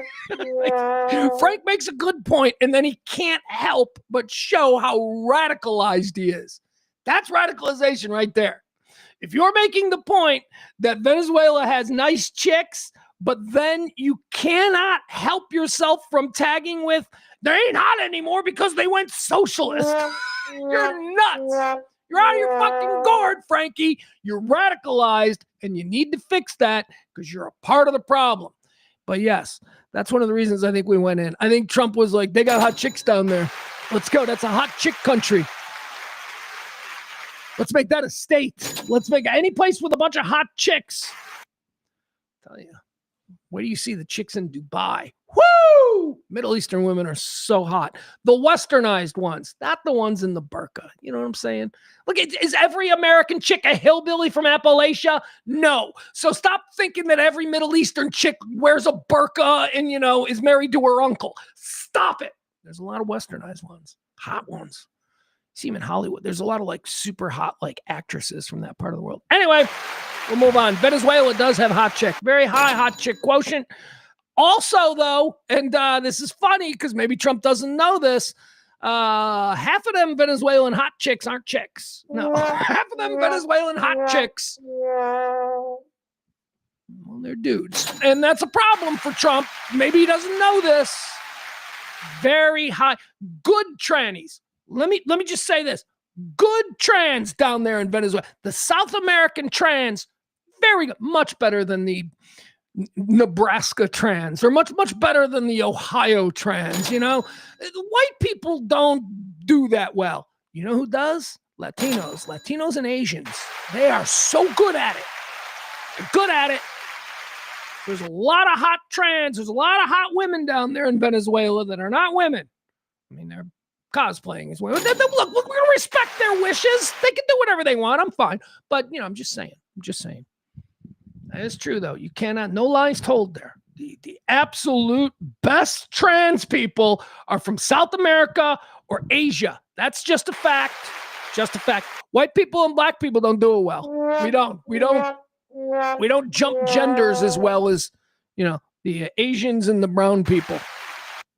All right. Should we move on from Venezuela? Is there anything else? Let me see. I'm sure there is. I'm sure there's more. So we're running. We should mention this. We're running Venezuela. That was. I don't think there's any plan in place. I just think they think it's on cruise control until the water starts getting everybody sick because they don't work at the water plant anymore and whatever. There's going to be problems. But we're in charge of it. It's ours. Although they do have a vice president who was sworn in as president, and we're saying that we're in charge, and we don't know if she's playing ball, and I don't know. I don't know what's going on. Trump doesn't want Maria Machado, who was, remember, the one that she was the opposition leader who everyone believes won the election, but because the democratically elected Chavez regime, they fixed the election and she didn't win, and so they sidelined her, and she's been kind of sidelined as the opposition leader there in Venezuela for quite some time. Trump doesn't want her. Trump, I don't know if you saw that in this speech. They mentioned Machado. They're like, what about Machado? Now, remember, Machado's an American asset. Machado is Maria Machado, the opposition to the socialist wing of the Venezuelan political system, which began with Chavez and continued with Maduro. She is a bought and paid for American oil company, CIA-funded asset, right? So you're thinking, we got one ready to go. Just plop her in there, right? And Trump broke bad on her. On Saturday. They were like, well, what about Maria Machado? One of the reporters asked. He's like, Dom, she sucks. Nobody likes her. I don't think she's going to be effective at all. Nice woman. He literally said that. What about Maria Machado? Nobody likes her. She's not. That's not a real option. She's terrible. She's a nice woman, though. Which leads me to believe he's going to try and negotiate with her in some way. Nice woman, though, is him saying, well, you might see me. You might see her at the Oval Office in a week. They don't know what they're doing. There's a bunch of people that are running our government right now. Nobody's doing anything for us. A bunch of people are running the government right now just for their own special interests. We've gotten rid of the political, partisan, and corporate special interests, or at least we were told, right? That was the whole thing. Drain the swamp. So we've kind of sidelined that, and we've replaced it with taking those special interest people who were K Street operatives in Washington, the lobbyist class, if you will. We've taken those people from that position group, and we've literally moved them right into the White House. We didn't drain the swamp. What we did was we pulled all the water out. We did a nice new sealant on the bottom, maybe a little bit of concrete. We've made the swamp so much nicer and so much more accessible. We have turned the swamp into a vacation resort for the lobbyist class. That's what really happened. Everybody in this White House is a lobbyist. Everybody in this White House that wasn't a weekend anchor on Fox News is somebody who made lots of money doing the bidding of special interests. That's who's representing us. So everything, all of these decisions, the American petrodollars and all of that, it's all being done to serve the special interests of your Stephen Millers. I don't even want to go into the list of ghouls. You know what I'm saying? There's a whole bunch of them. Susie Wiles. Oh, wow, you break it. She was a fucking lobbyist and an operative. That's where she came from. People acting like these people aren't the most corrupt people in the history of the American political system, and they now have their fingers on the switch, and it's because you voted for this. Although, as we're hearing now, louder and louder, even MAGA didn't vote for this. I'm telling you, this is a Kamala Harris thing. This would have been something that Kamala Harris would have done. And the right would have gone nuts. How dare she intervene? This is illegal. And those very same people who would have supported the Kamala Harris invasion of Venezuela, those very same people are calling this a war crime and saying that Trump. So what I'm saying to you people is this. This is a good litmus test to see if you are on the 15% on the right or the 15% on the left. If you just fucking hate this and don't know any of the background of what's been going on in Venezuela, if you just fucking hate it on principle, you're radicalized. And you are one of these people who just hate Trump. As I said, even a blind squirrel every once in a while gets a nut. And this to me is an example of that. Credit where credit is due. He did something that should have been done. He did something that would have been done under a Kamala Harris presidency. I'm absolutely convinced of it. And then they would have made their deal with the oil companies, and they would have, because just because it's Kamala Harris doesn't mean that they ain't corrupt and fucking banking money. Have you ever seen Nancy Pelosi's net worth? Holy shit. This woman has been a public servant her entire life. Oh, her husband, Paul. Her husband, Paul, is like, I don't want to go in. He got attacked. I feel bad for him. But he's not some big fuck. He's been married to her since she was mayor of San Francisco. He's just a guy. He's just a guy with a regular job. She's the one that somehow has built this incredible empire off of going from mayor of San Francisco to a fucking congresswoman for the last 50 years. What, Pugs? They shouldn't make money when they're in office? No, they shouldn't. They should. Mr. Smith, man. Draw your attention to the Frank Capra classic, Mr. Smith Goes to Washington. That's what we need more of.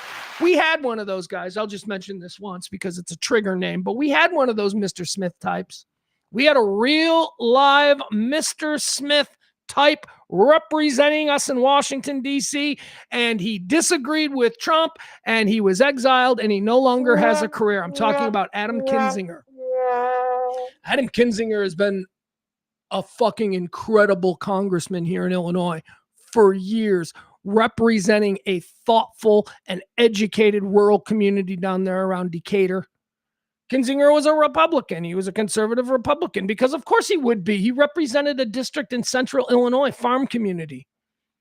He's a fucking service member, smart.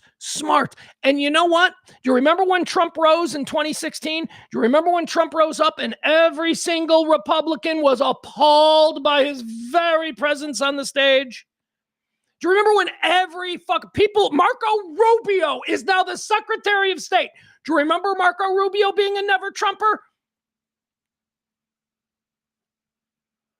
In the beginning, all of these people's first reaction to this guy was, he's obviously a con man lying to everybody. We need to call that out. And it didn't work.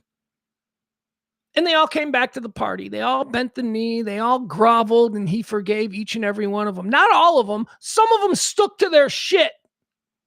Guys like Adam Kinzinger, who just fucking gave up his seat. He's like, yeah, you know what? This MAGA thing is nuts. It's not for reasonable, normal people, so I'm going to step out of it. And he's been a really good, vocal conservative, real conservative. Adam Kinzinger is a real conservative, rural, middle American Republican. And he's exiled. I used to years and years ago, he used to do a weekly, Adam Kinzinger, a congressman from Illinois, long before Trump. We're talking 2012, 2013, 2014, whatever it was. He was a young congressman, had just come back from fighting in Afghanistan and all that. He was a great hope in the state of Illinois. People thought he would be governor. People thought he was going to move up to senator. He was somebody to watch. And even me, as a middle of the road, liberal-leaning moderate, I was able to listen to Adam Kinzinger on the radio every day back in the day. He was on a guy named Rokan show. Rokan did a talk show. Yeah, there was a time not too long ago when people could do talk shows that didn't have to, be completely political. Rokan was that guy. He did a regular talk show. It was very good. And Adam Kinzinger, as a congressman from the state of Illinois representing rural middle of the state, he would appear on that show weekly. And he was funny and he was cool. And I wasn't at that point a guy who was looking to vote for Republicans, but I decided that I liked that guy back in 2020. Authentic, seemed real, funny, had honest to God good answers for really difficult questions and never pretended to know all of them. Yeah, that guy was kicked out of the Republican Party because he ain't Jim fucking Jordan or Lorena Boebert. You guys did that to you. There are good people out there. Now, I'm no big fan of that Cheney chick. I'm not a big fan of the Cheney family at all. But she's another one. Lynn Cheney was absolutely exiled because she would not bend at the knee. And there's a number of them. A whole bunch of Republicans have refused to seek re-election and all of that. Those are the good people.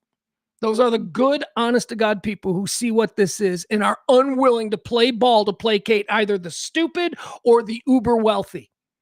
Because that is what has happened in this country. We have an administration that is empowered by the 1% and the incredibly stupid. That's what we've got. Stupid. I don't like saying stupid. That's mean. That's me being a complete dick. And I'm sorry, not stupid. It's the asshole class. That's what it is. You're not stupid for supporting Trump. You are an asshole, though. So there you go. Maybe people feel better about being called an asshole than they are stupid, because they're not stupid. They aren't stupid. They are assholes, though, and they don't give a fuck about anybody but themselves. That is what has empowered MAGA. Now, if you're against that like I am, good. Join the party. But what happened in Venezuela does not fit into corrupt MAGA bullshit. What happened in Venezuela, I believe, if you're 70% like me in the middle, is good for America. It's good for America. Now let's get that oil. Now let's bring down them oil prices so that we here in America can continue being fat and lazy. Our wealth has made us what we are. Our wealth, combined with a lack of obvious enemy, has turned us over the last 10 years into being who we are. We've tried to create paper ghosts all over the place. We manufacture enemies.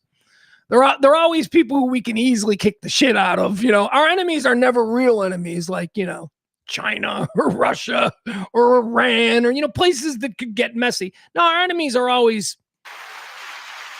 Maduro, people like that. We need little wins, preseason, if you will. I guess is how you can look at it.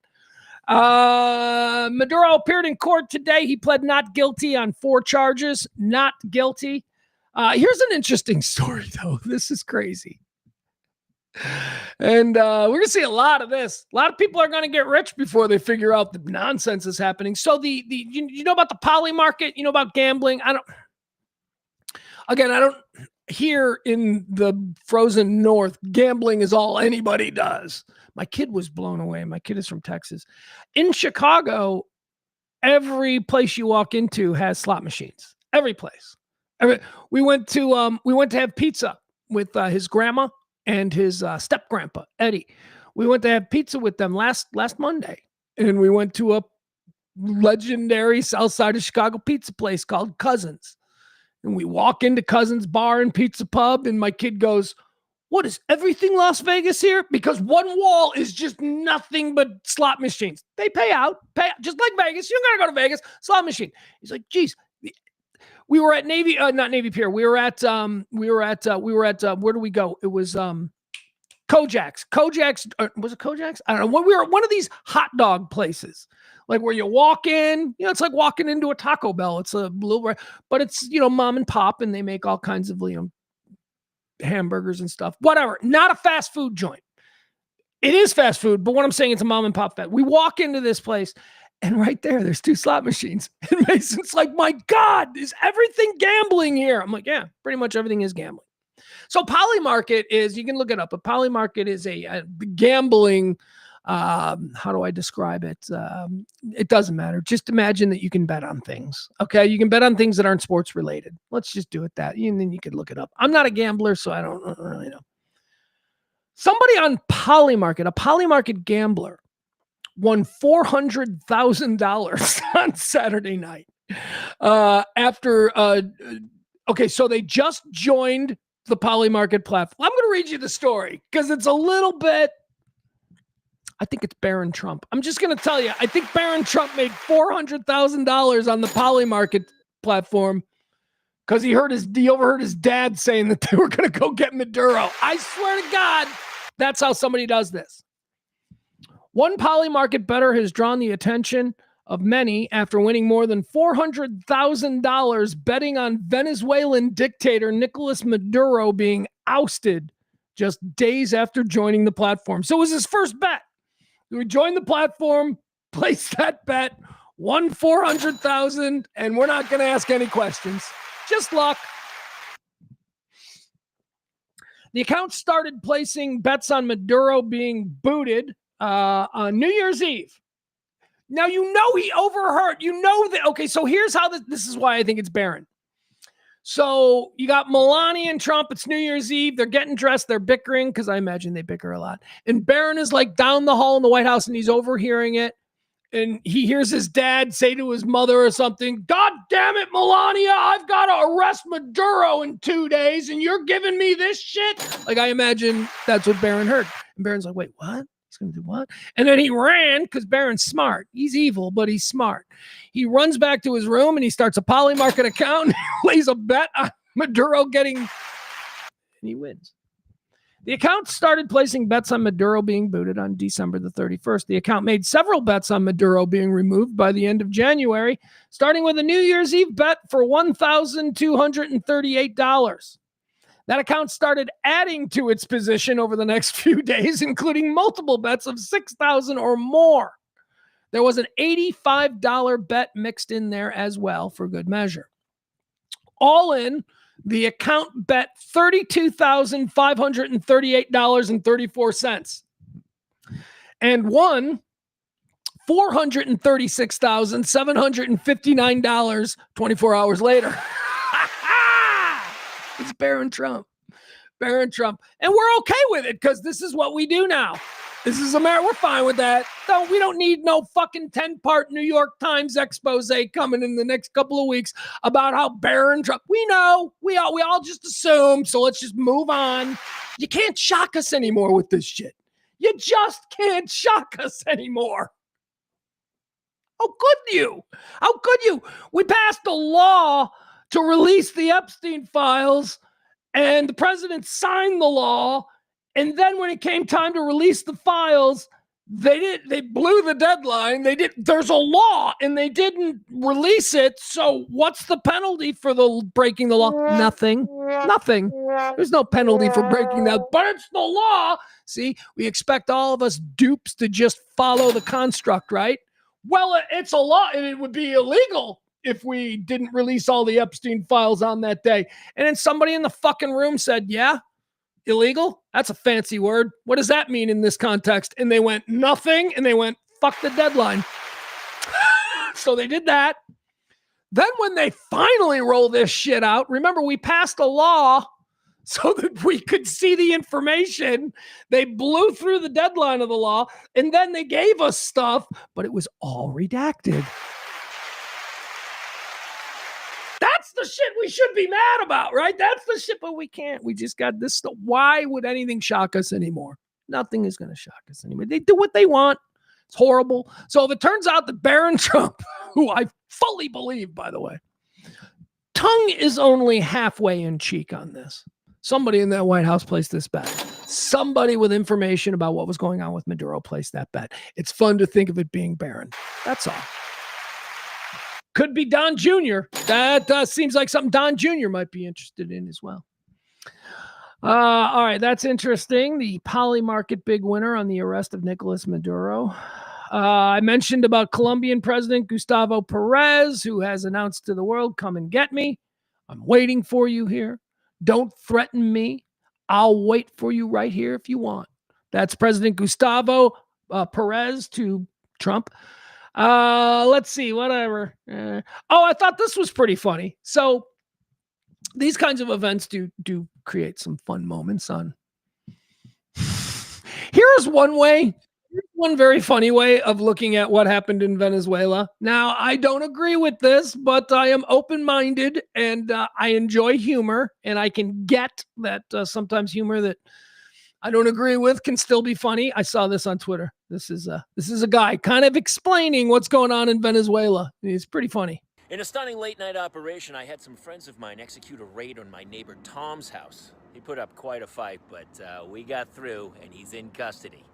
I haven't liked what he's been doing over there for a while now, so I've decided to run his house myself. He leaves his Christmas lights up too long. He never trims his avocado tree that hangs over my fence, and I believe he's running fentanyl out of there. I can't prove the last one, but it makes sense. I've seen him speak Spanish. I got rid of the wife as well. I didn't really have a problem with her, but we did do a 4th of July block party, and she brought empanadas, so better safe than sorry. I've got them at a Residence Inn a couple towns over. I've been using his home as my own little man cave. Pretty great. It turns out he has a fantastic wine cellar that I have tapped into extensively.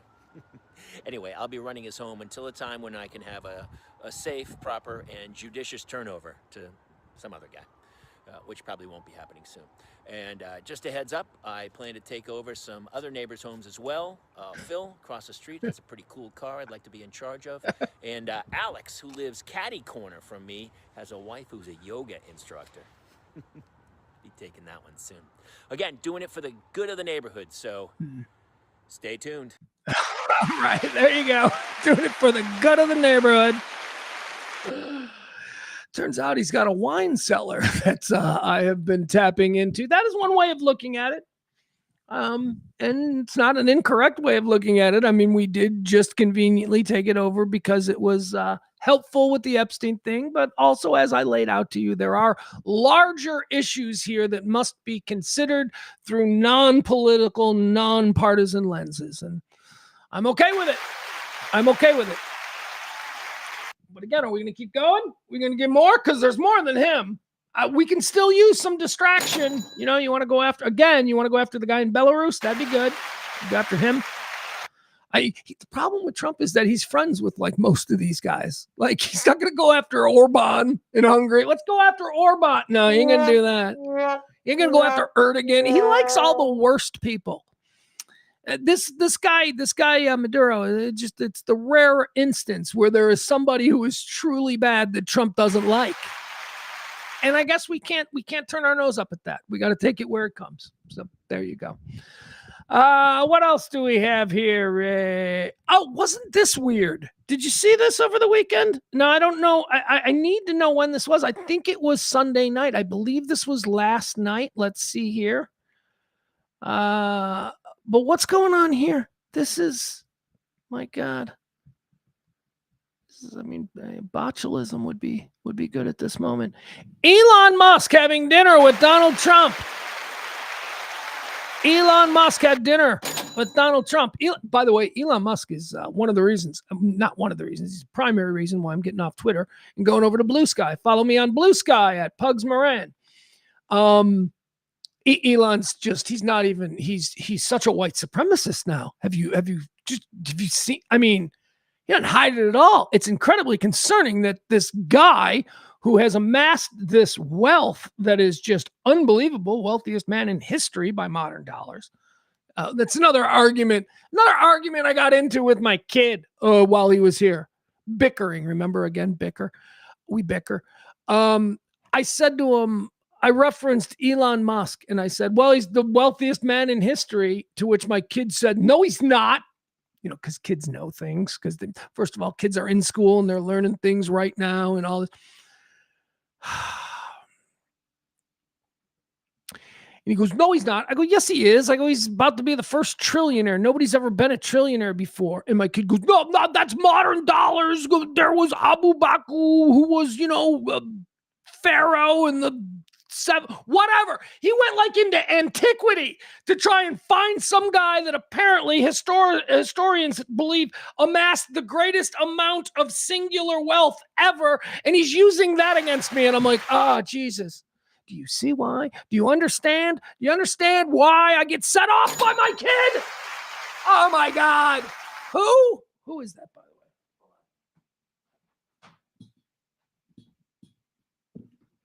Hold on. We'll see if we can. Let's get him on the phone here. I want to know who that guy was who he claims, my son, my 16-year-old, claims is wealthier than Elon Musk.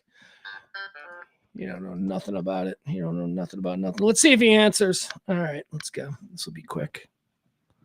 By the way, tell me if you're listening to this, if you can hear him. Because remember, there was a problem with, I got so many problems with this new setup. Not even sure the phone. Can you hear the phone ringing?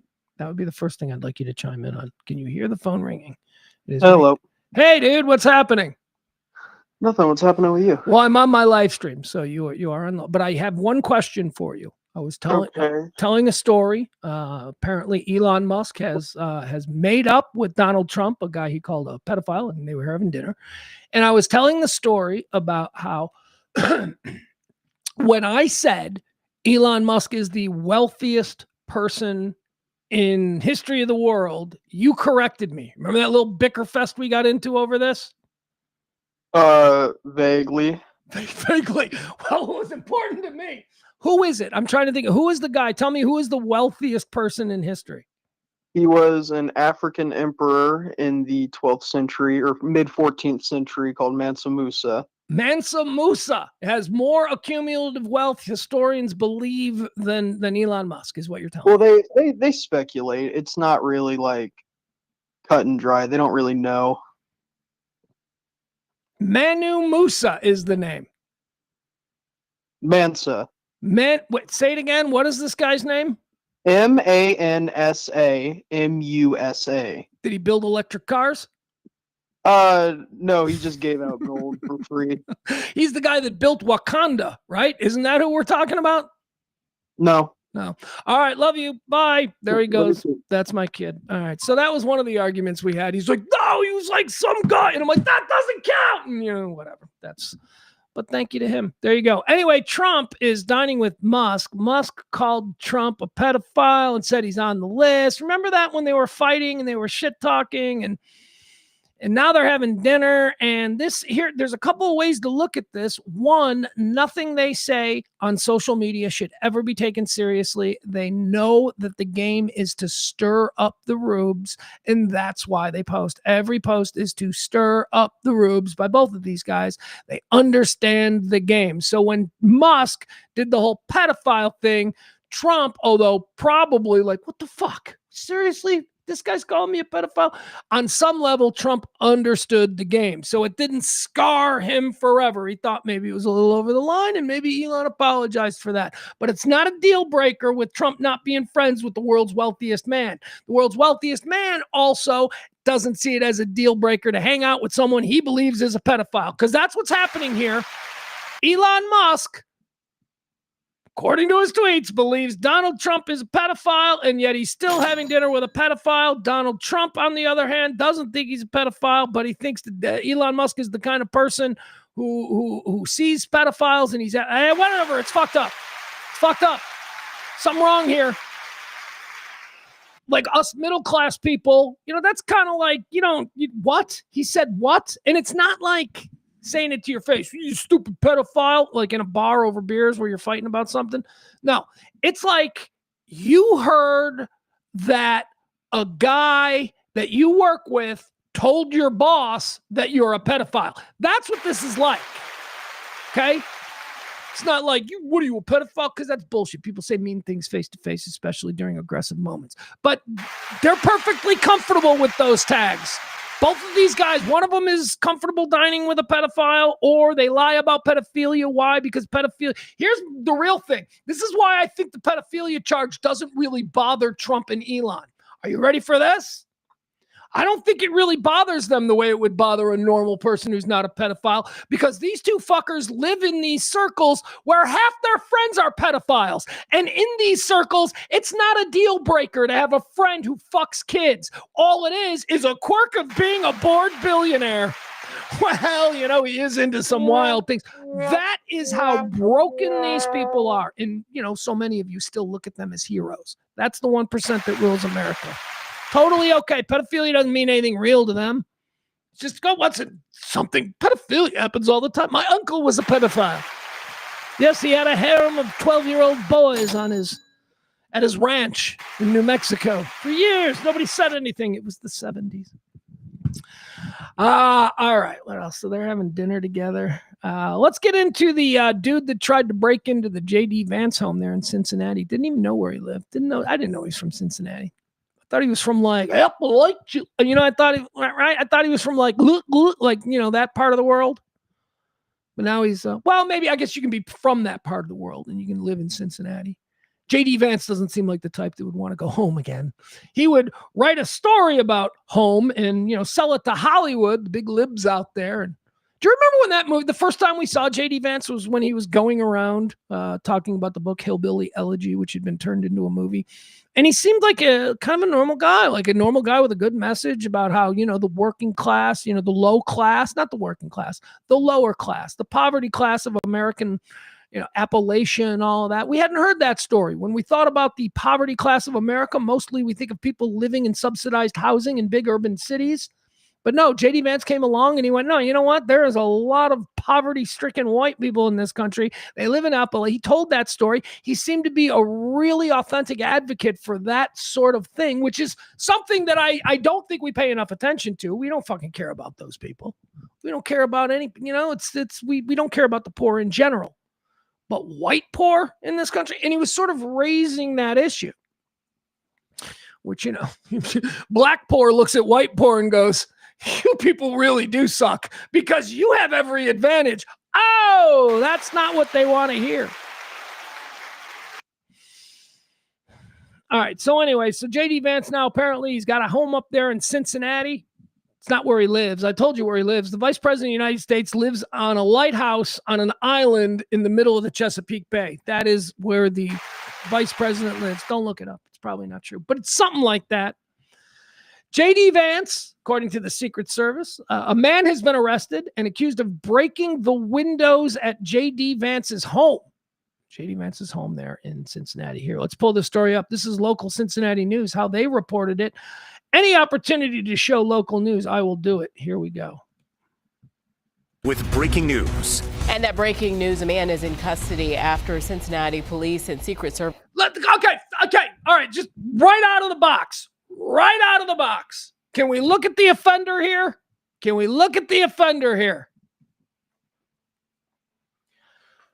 I don't know. See, this is something that I know everything about him just from the picture. I know everything about him with, I'd say, about a good 72 to 73% accuracy. This chinless dork, radicalized online, doughy, fat, raised in his fucking basement, playing video games and eating snack cakes. Look at him. 26-year-old. Anyway, we'll go. Hold on. Let's hear the story. Let's hear the story as it broke in Cincinnati. Here we go. WLWT News 5, leading the way with breaking news. And that breaking news, a man is in custody after Cincinnati police and Secret Service agents say that he vandalized the Cincinnati home of Vice President J.D. Vance. The vice president speaking out for the first time not long ago, saying a statement, quote, a crazy person tried to break in. And thanks for joining us here at noon. I'm Ashley Kirkland. We are leading the way with team coverage on the incident. WLWT News 5's Lindsay Stone joins us in studio breaking down Vance's statement. But let's get over to News 5's Karen Johnson, who's live with it. What exactly happened early this morning out in East Walnut Hills, Karen? Yeah, good afternoon, Ashley. This all unfolded just after midnight at the vice president's Cincinnati area home. Investigators say 26-year-old William DeFore ran up to J.D. Vance's home with a hammer and started smashing windows. According to court complaints, DeFore also damaged a car belonging to the Secret Service. Vance and his family were not home as they had already returned to Washington, D.C. Court documents indicate a Secret Service agent witnessed what happened and detained DeFore, who is now facing multiple charges in Hamilton County, including vandalism, obstructing official business, criminal damaging, and criminal trespassing. The Secret Service did release. All right. Is that a mullet? Is this kid chinless with a mullet? That is an Appalachian twofer. He's got a little bit. What is this? Is this a birthmark or is this like a herpes sore from kissing grandma too deeply? I'm not sure. Look at the look on his face too. This is a crazy person. And, me, Mr. Mental Health and all that stuff. You can't look at this person and just say this is a crazy person. And what does that mean? Does it mean that he shouldn't have to stay? No, it means that he's going to be processed and he's going to face some charges. But when push comes to shove, I think that this guy probably just needs some help. Don't know if it's, I don't know if he's crossed the mental Rubicon where we can't get him back, but this is obviously a person in distress.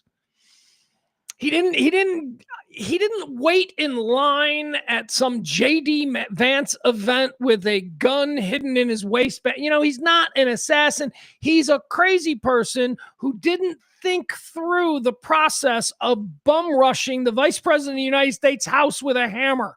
Okay? So let's not give it any more than that. The world is filled with crazy people. What I want to know is what the fuck were the Secret Service doing that this dude could get that close to J.D. Vance's house with a hammer without ending up in a pool of blood on the front lawn? What is that? Wouldn't you think that would be justified? somebody rushing at the, well, maybe because he wasn't there.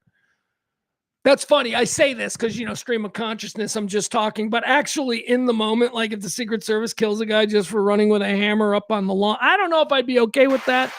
That's why we got dogs, right? That's why we got them, the Malinois dogs. You just let the dogs look. I bet JD Vance's house doesn't have that. I bet that's just a White House perk, the Malinois dogs. All right, let's be done with that story. Anyway, there it is. I don't know what's going to happen to him. Is this, you go to jail forever for this? I don't think so, but probably some special charges because it is the vice president of the United States.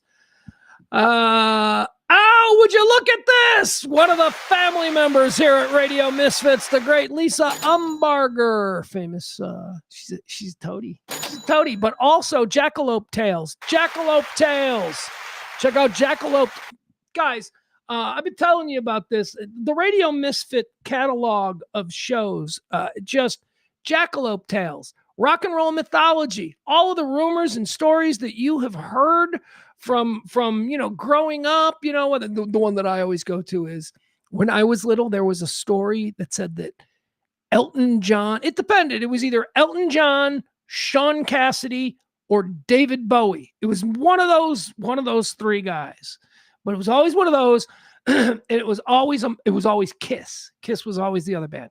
So the story went like this: the rock and roll mythology. Did you hear that David Bowie got gang raped by the guys in Kiss, or with some crazy rock and roll? That's a terrible one. That's a terrible example.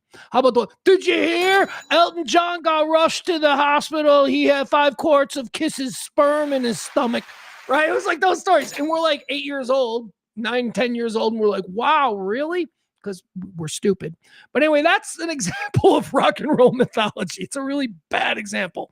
Jackalope Tales with Lisa Umbarger, Lisa and Charles. Jackalope Tales on Radio Misfit. They handle all of them. They're really fun and they're really good together. Again, 2 founding members of the Toadies getting together, talking about mixing their actual musical experience from the business, what they know to be real, what they don't know to be real. It's incredible. Jackalope Tales only on Radio Misfits with the great Lisa and Charles.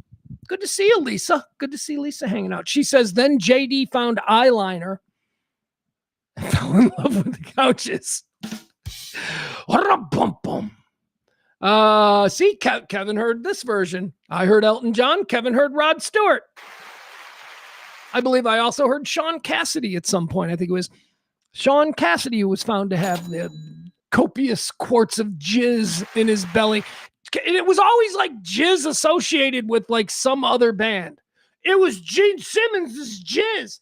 How do they know that? See, I didn't know to ask that question at 12. I was just like, yeah. They totally tell whose jizz it is in Sean Cassidy's stomach. And we didn't have the internet, so there was really no way. Although we also didn't have social media. So I think that those kinds of rumors start now even easier on social media.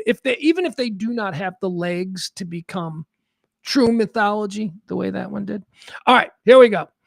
Well, what's this one? Kevin's got one here. I don't know if I heard this one. Tommy Lee shoved drumsticks down Roger Taylor from Duran Duran's throat. Yeah. What? That never happened. Why? What is? See, because fans of Duran Duran were different than fans of Motley Crue, so that would be a way to divide us. And we were even doing it back in the 80s. Dividing us. Look, we're dividing us. Well, like I say, there are 15% of people on the right who are gone forever. You got a closet filled with stupid red hats and all of that nonsense. And then there's 15% on the left who are also gone. They're sitting around a kitchen table right now making Molotov cocktails so that they can blow up their neighborhood Tesla dealership. Those people are fucking gone too. 15. That leaves us, the 70 in the middle. We're normal people. We're normal people. We can do business together. Some of us lean this way. Some of us lean this way. But when push comes to shove, we don't not attend Thanksgiving dinner because one of them people gonna be there. We're the people in the 70s. We can take it. All right. What else do we have? We got to do okay. All right. Here we go. You know me, Mr. Obsessed with Death. I love I love the celebrity death pool. It's early in the year, and every year I make an accounting of celebrities who die. It's my own personal in memoriam reel that I work on all year long, and it's only in my head, but I'll tell you about it. Here are my beliefs. I think I've told you this before. Of course I have. I believe celebrities die in threes, and I believe that when you create a pure death trilogy, that means that 3 celebrities must all die within 10 days of each other. That's the rules. Them's the rules. Also, they have to be celebrities as judged by yours truly. That's why last year we had one trilogy. We had one trilogy that was a former Chicago White Sox coach who probably wouldn't make anybody else's trilogy, and a former Chicago house DJ who probably wouldn't make anybody else's trilogy, but they make mine. And since nobody else is doing it, I am the arbitrator of the death trilogy, the official death trilogy. We had 31 death trilogies, 31 complete celebrity death trilogies back in 2025. We are looking forward to starting our first trilogy. Well, we are. There's 3 people I could think of that probably aren't looking forward to the first trilogy, but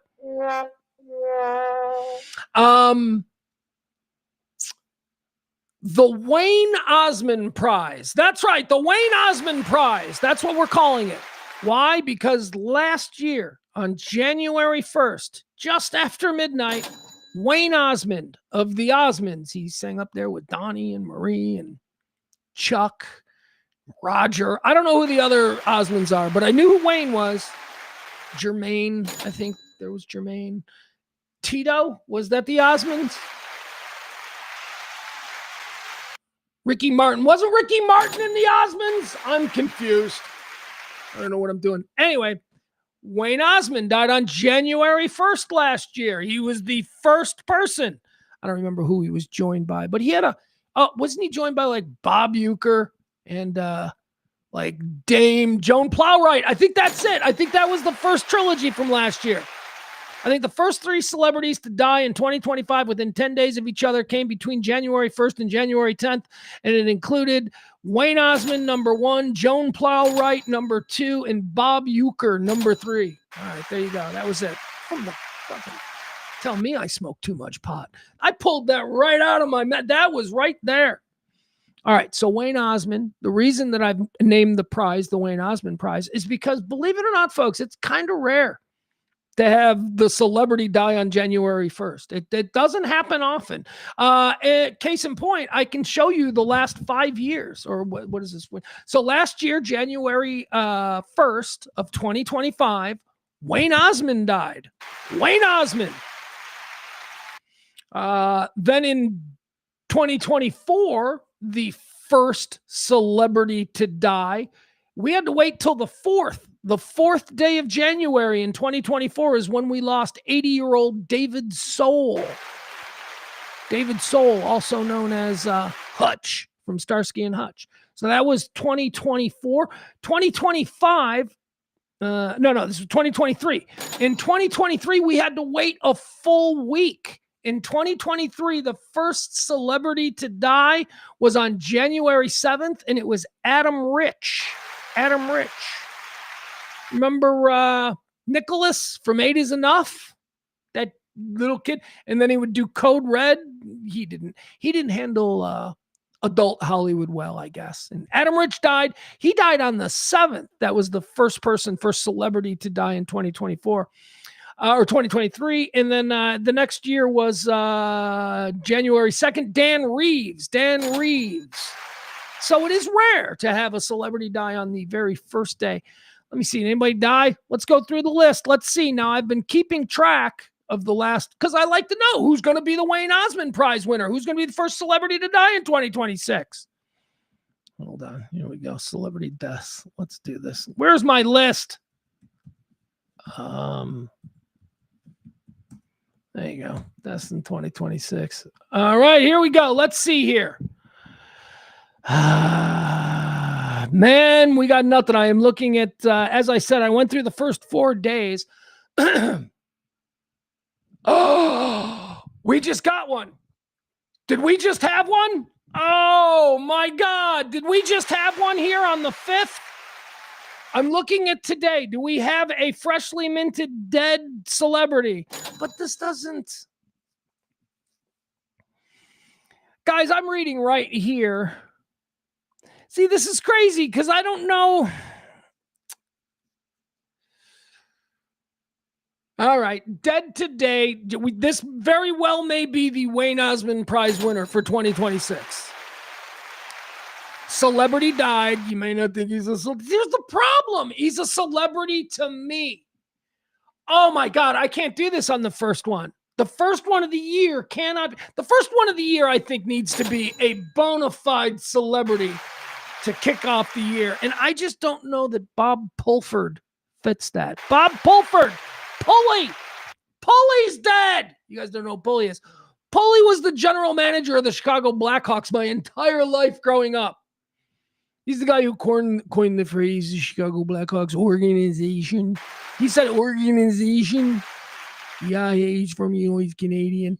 He said, well, the Blackhawks, we're going to get out there on the ice, and this organization is an original six organization. That's who he was. Pulley, man. Pulley's dead.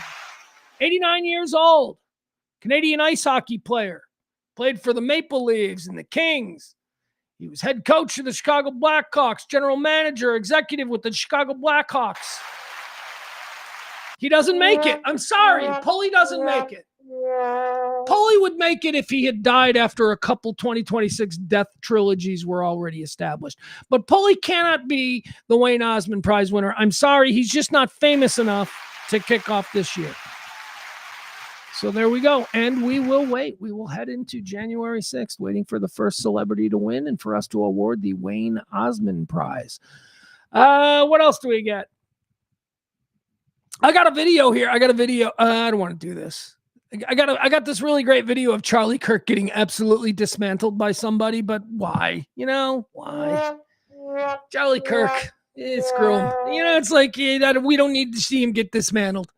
Let's see. Oh, the middle class hospitality thing. Let's talk about this. So there was a story over the weekend in the New Yorker that I read, and then I saw this here. This because who wants me to just read? Who wants me to just read shit from the New Yorker? Let me show you. Because I saw this guy, and I was like, oh my God, that totally fits in with the hospitality thing. Hold on.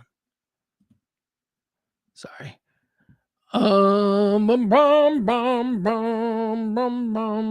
right, pay attention to this, and then we're going to talk about it, okay? Here we go. In 3 years, half the bars, restaurants, and hotels won't exist. Let me explain why. It's not because of a downturn, it's because of the bifurcation. The top 10% of earners now drive over 50% of consumer spending. Luxury is booming, $200 dinners are packed, but mid-tier brands are in the death zone. Since 2020, prices have risen upwards of 30%, but the experience has stayed the same or got worse. So consumers are left wondering, why am I paying $50 for this? The middle class is either trading down to save money, or they're saving up to trade up once in a while for a great world-class experience. There is simply no room left for mediocrity. Hospitality isn't dying, in fact it's booming, but the middle is. Costs are soaring across the board. It is not economically feasible to run a mid-tier brand. Brands need to pick a lane. Go lean, efficient, and low cost, or unique, unforgettable, and premium. Because the middle is where brands go to die. In 3 years, half the bars, restaurants, and hotels All right, there you go. I thought that was pretty interesting. So let's talk about what he just... break this down for you. This is something that I have been talking about now for a couple of weeks. I've been talking about this since I started doing trivia nights in Dallas at all of these bars and stuff, because you see there's a need to sort of create some kind of hype or promotion for places that didn't used to need them.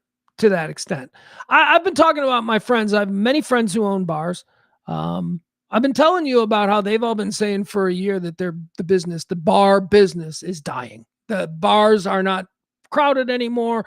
They used to do $10,000. They'd ring $10,000 on a Friday night.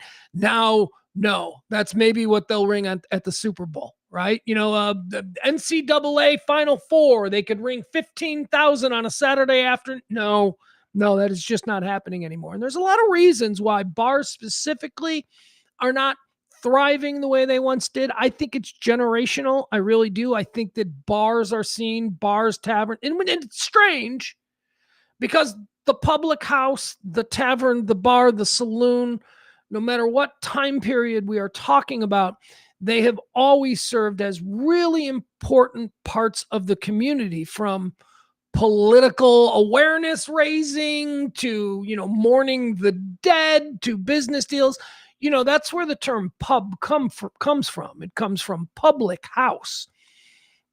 It was, in many cases in villages, the public house that served alcohol or ale or whatever the hell. That was the only place that people could come together and meet, unless they all wanted to meet in, old Fred's barn or something. But no, that's where bar and the community reliance upon bars and pubs, that's where it comes from.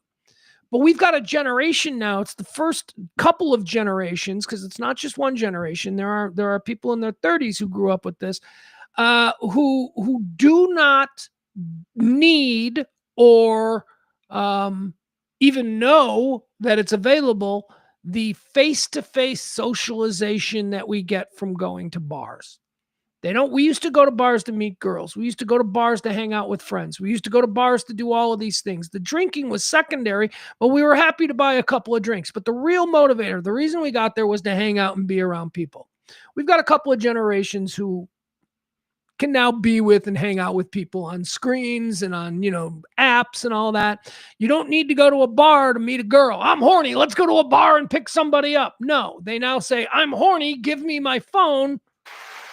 And then you're on Hinge or whatever. I mean, it's just, and I'm not being critical. I'm not saying, I'm going to leave that to you. I'm just laying it out, the changes that my friends who own bars have noticed. There hasn't been a new generation of bar customers in probably 10 years. And what do I mean by that? It's my 21st birthday and I can't believe I'm here. I'm so excited, the way it used to be. That doesn't happen anymore.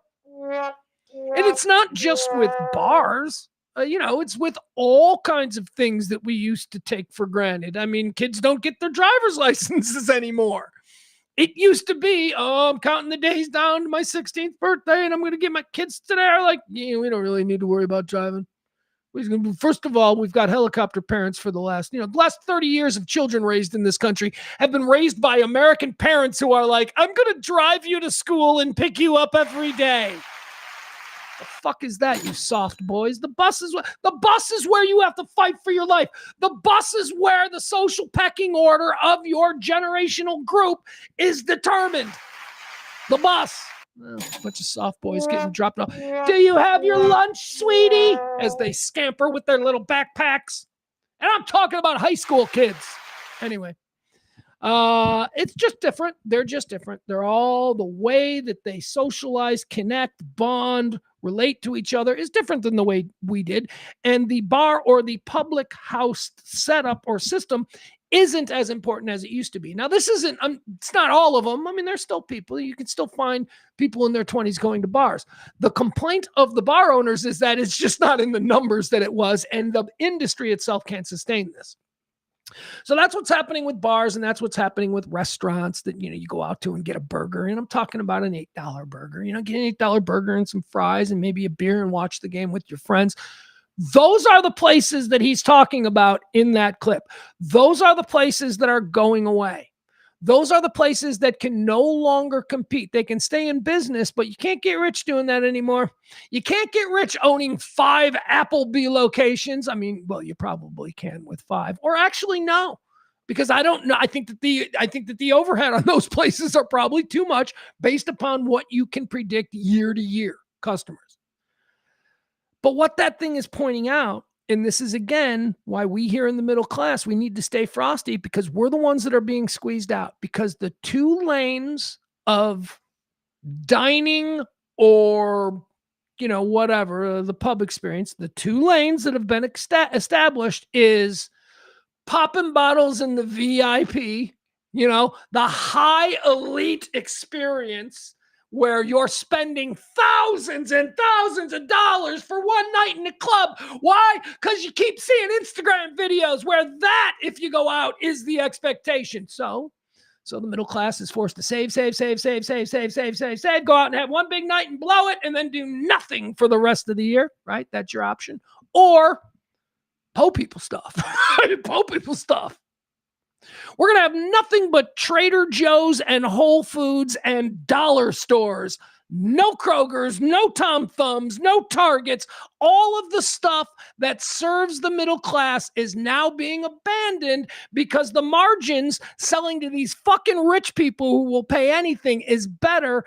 And you can always survive selling garbage for pennies on the dollar. Those are the two lanes. Who is affected by that? We are. Normal, everyday Americans who just want a fucking $8 hamburger. Well, guess what? That's going away. And nobody fucking cares.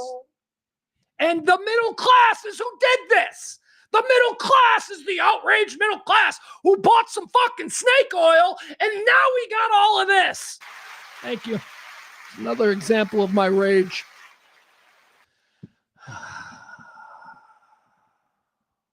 Kevin Barber knows. Kevin Barber and I went to the same high school. We took different bus routes. You know, he came through the Wiley Brementown route into Tinley.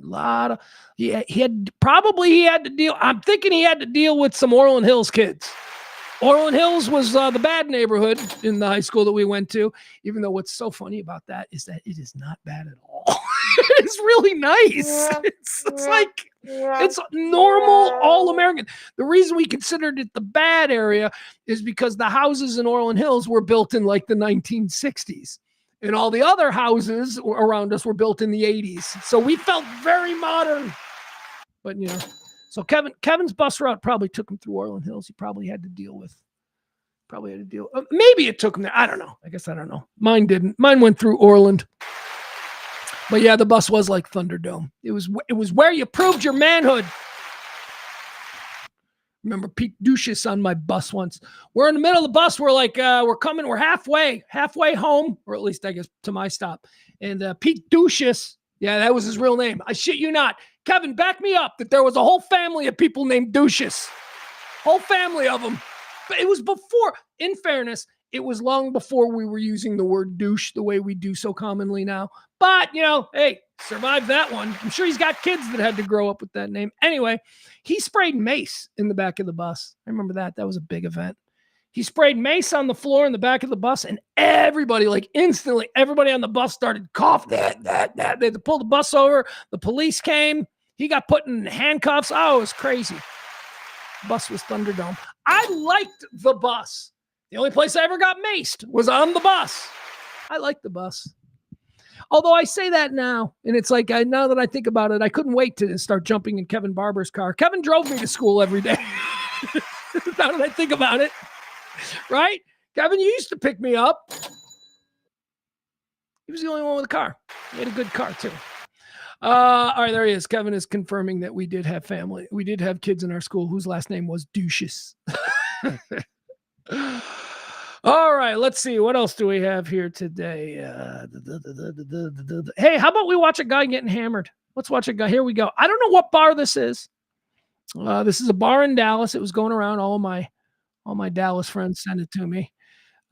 We like to do fight breakdowns, so let's watch this. This is some bar in Dallas. Don't know where it is. If any of you people recognize any of this, let me know. Looks to be... I mean, it's old Dallas, and by old, I think, because of the houses and stuff. Anyway, let's watch this guy. Here we go.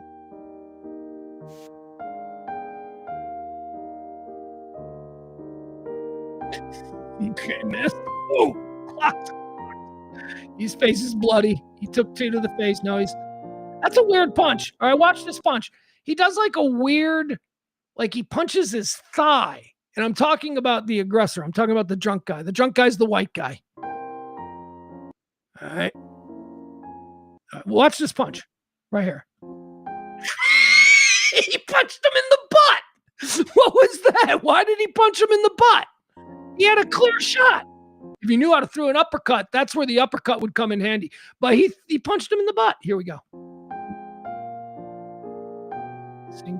No, I like this guy. I like this guy because he's wearing a Bears hat. He's down there in Dallas representing the Chicago Bears. He just ragdolls the son of a bitch. He just grabs him and goes, "Get over here." All right, here we go. Let's continue.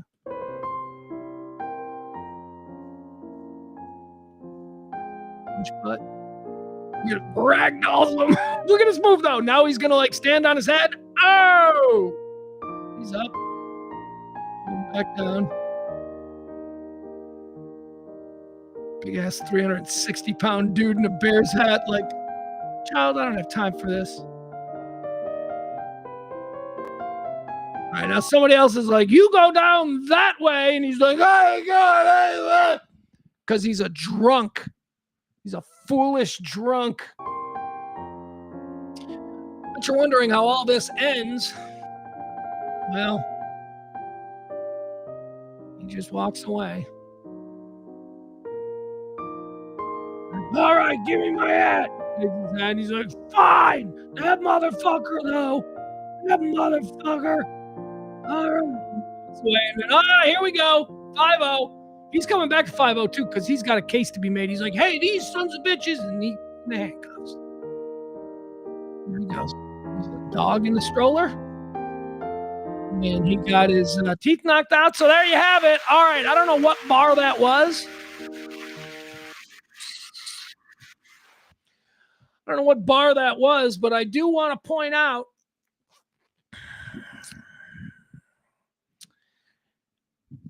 doesn't happen when you smoke pot. That does not happen when you get high. We have never seen that with somebody who took one too many puffs. Okay. So again, another example, the evils of alcohol versus the otherwise moderate trouble you can get. What trouble are you going to get into when you get too high? If that guy was high, guess what? He'd still be inside. He'd be sitting there drinking water, or maybe he's high, so he's got his flavors. Maybe an orange. Maybe he's going, what kind of drinks you got in the gun? They're like, "We got orange Fanta." He's like, "Oh, give me an orange Fanta." So he's high and he's drinking his orange Fanta. Meanwhile, his buddy, who's been doing shots, talking shit, getting fucked up, is in the parking lot fighting a 500-pound guy in a Bears hat, getting put in handcuffs. But weed is illegal. Weed's the illegal one. It's the dangerous one. Please. All right. What else do we want to do here? Let's see. All right, let's talk football. Should we talk a little football? You know what I want to do here, guys, if you will indulge me, and I see that we have just lost in the last couple of minutes a whole big chunk of the show. I don't know if a whole bunch of people just decided that that's enough or what, but I need to run. I'm going to go to the bathroom real quick, and then I'm going to come back, and we'll talk some football. We got some other things to do, and maybe we'll open it up in the chat room, and we'll all just hang for a little while longer. Why? Because it's a new year, and I got nowhere to go today. On days when I got something to do, I'll tell you I got something to do. But today I'm actually okay. So hold on. Let me take a quick break. Let me remind you one more time that we do have an executive producer of today's show. It is the incredible Mikey D. Mikey D tipped the show, helped us out. This show runs on your gratuities. If you support this kind of talk radio, the kind of talk radio that doesn't rely on any predetermined political lens, you found your right place. I do think in 2020, no, never mind. I'm not going to say that. Anyway, I did that thing I always do. I hate when I do that. I start to say something and I stop saying it because I'm like, fuck. But that's the problem with the stream of consciousness. Everything I say is an extemporaneous stream of consciousness without breaks, without commercials, without songs. The only exception to that is I gotta pee. So let me pee and I'll come right back and we'll do this. And thank you to Mikey D. We'll finish the show.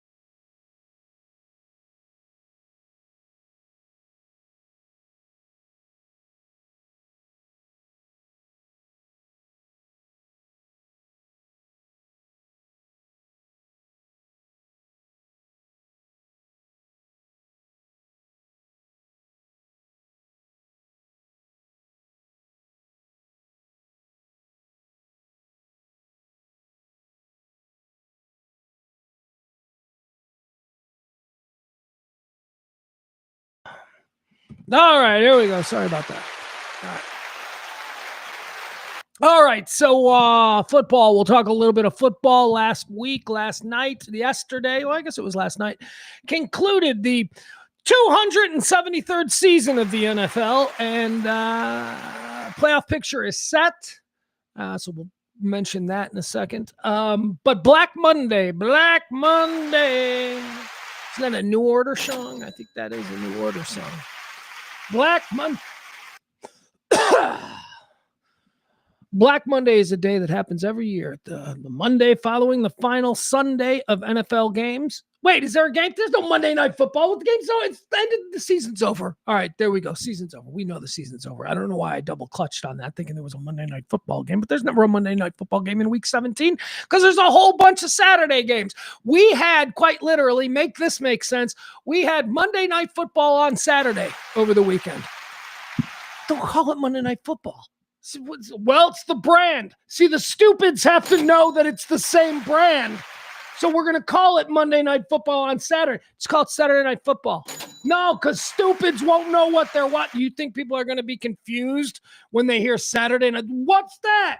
Is that like the football I watch on Mondays? Jesus Christ.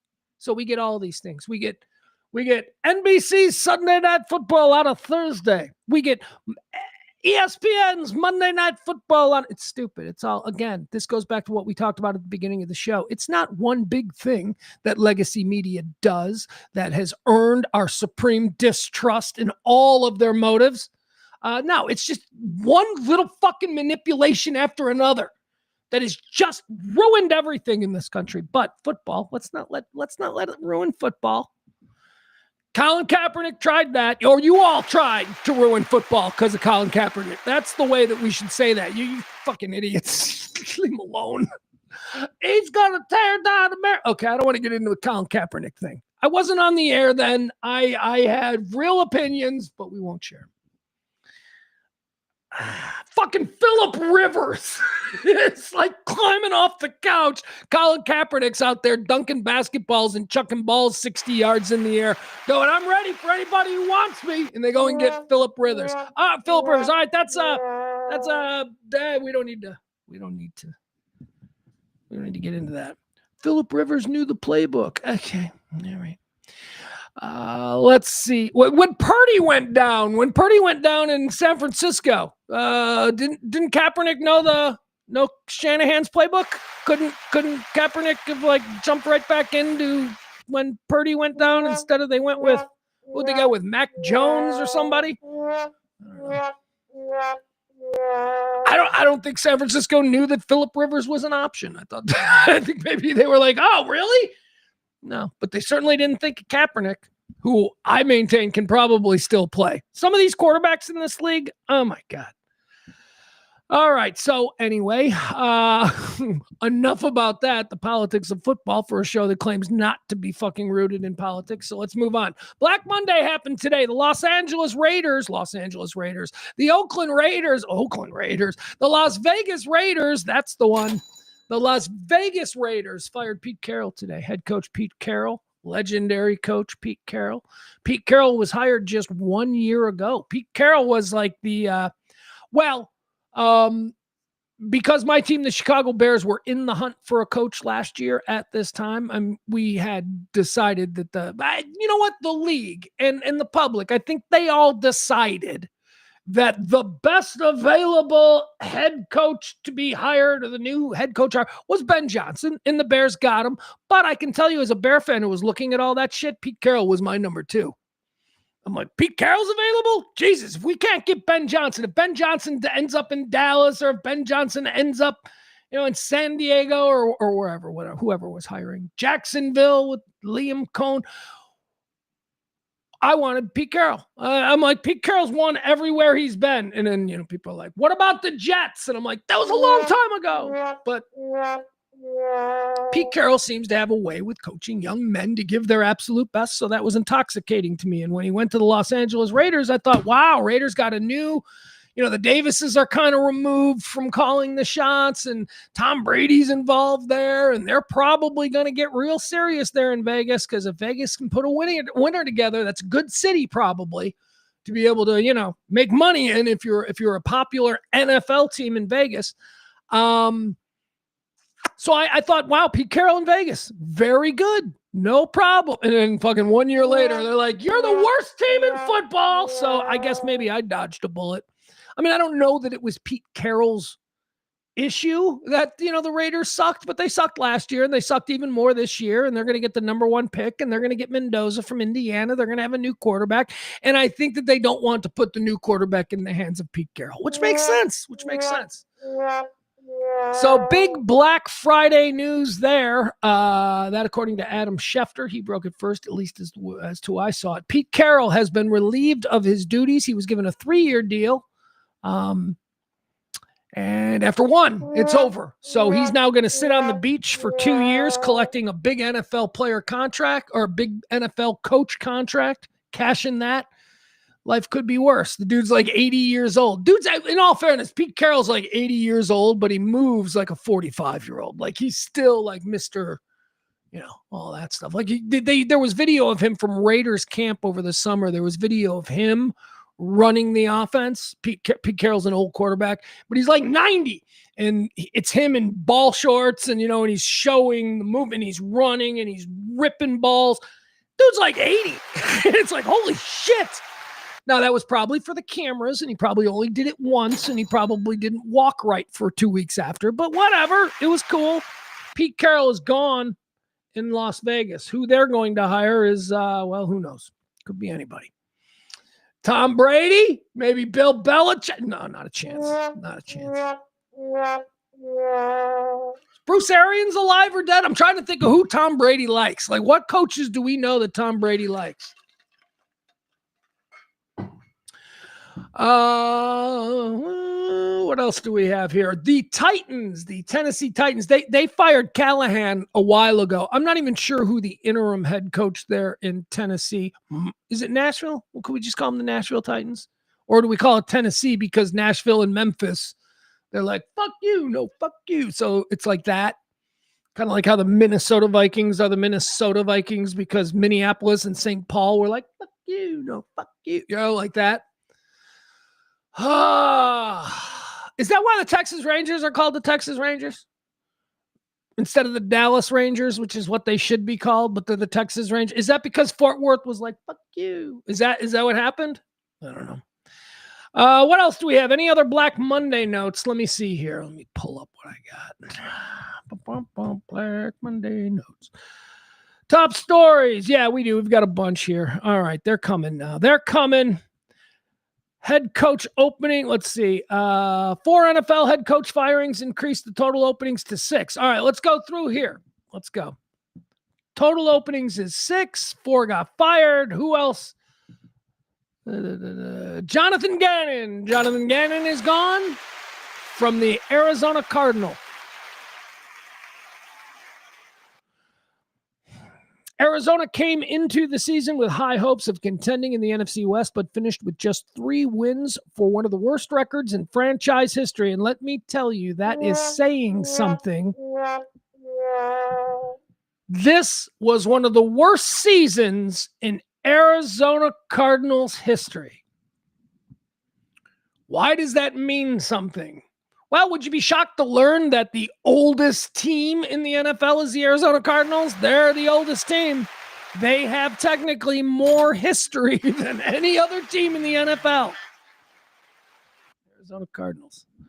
Well, I mean, they weren't always. They were originally the Chicago Cardinals, and then they got run out of town by George Halas, or actually they ran to St. Louis because they thought they could get more money and a larger share of the audience, and then they ended up leaving there, and then they went to Arizona, and now they're looking for gold in the desert, but whatever. The Cardinals are the oldest team. Arizona came into the season with high hopes of contending in the NFC West, but finished with just 3 wins for one of the worst records in history, franchise history.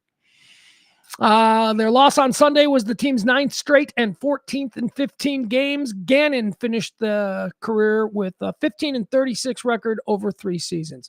Raiders fired Pete Carroll. We told you about that. Kevin Stefanski is out in Cleveland. I think we all knew that was coming. Pete Carroll's the surprising one to me. I mean, I guess when you really, turn the microscope and look at it, it shouldn't be all that surprising because, again, do you really want to give a Heisman Trophy winner, first overall pick quarterback, Pete Carroll? Or do you want somebody who's more modern and more, you want somebody like Kevin Stefanski? You want somebody like Jonathan Gannon? I don't know. They all recycle. 2 straight wins to end the regular season couldn't save Stefanski, who was 5-12 this season and 46-58 over 6 years. You can't say that they didn't give Kevin Stefanski a fair shake there in Cleveland. He led the Browns to the playoffs in 2020 and 2023 and was AP Coach of the Year both seasons, but he could never lock down a franchise quarterback, going through 13 starters, including 7 the past 2 seasons. It's not for lack of trying, you know. I mean, look at the quarterbacks. Look, I say this as a Bears fan. We seem to have our quarterback. But my entire life, we never could find a quarterback. So Cleveland will find a quarterback. Has Cleveland ever had a good quarterback? Not since Otto Graham. Not a fucking joke. I bet Otto Graham is spoken about in Cleveland the way Sid Luckman was spoken about in Chicago before Caleb. Like, I bet that's a very similar thing. Raheem Morris has been let go by the Atlanta Falcons. They were 8-9 for 2 years in a row.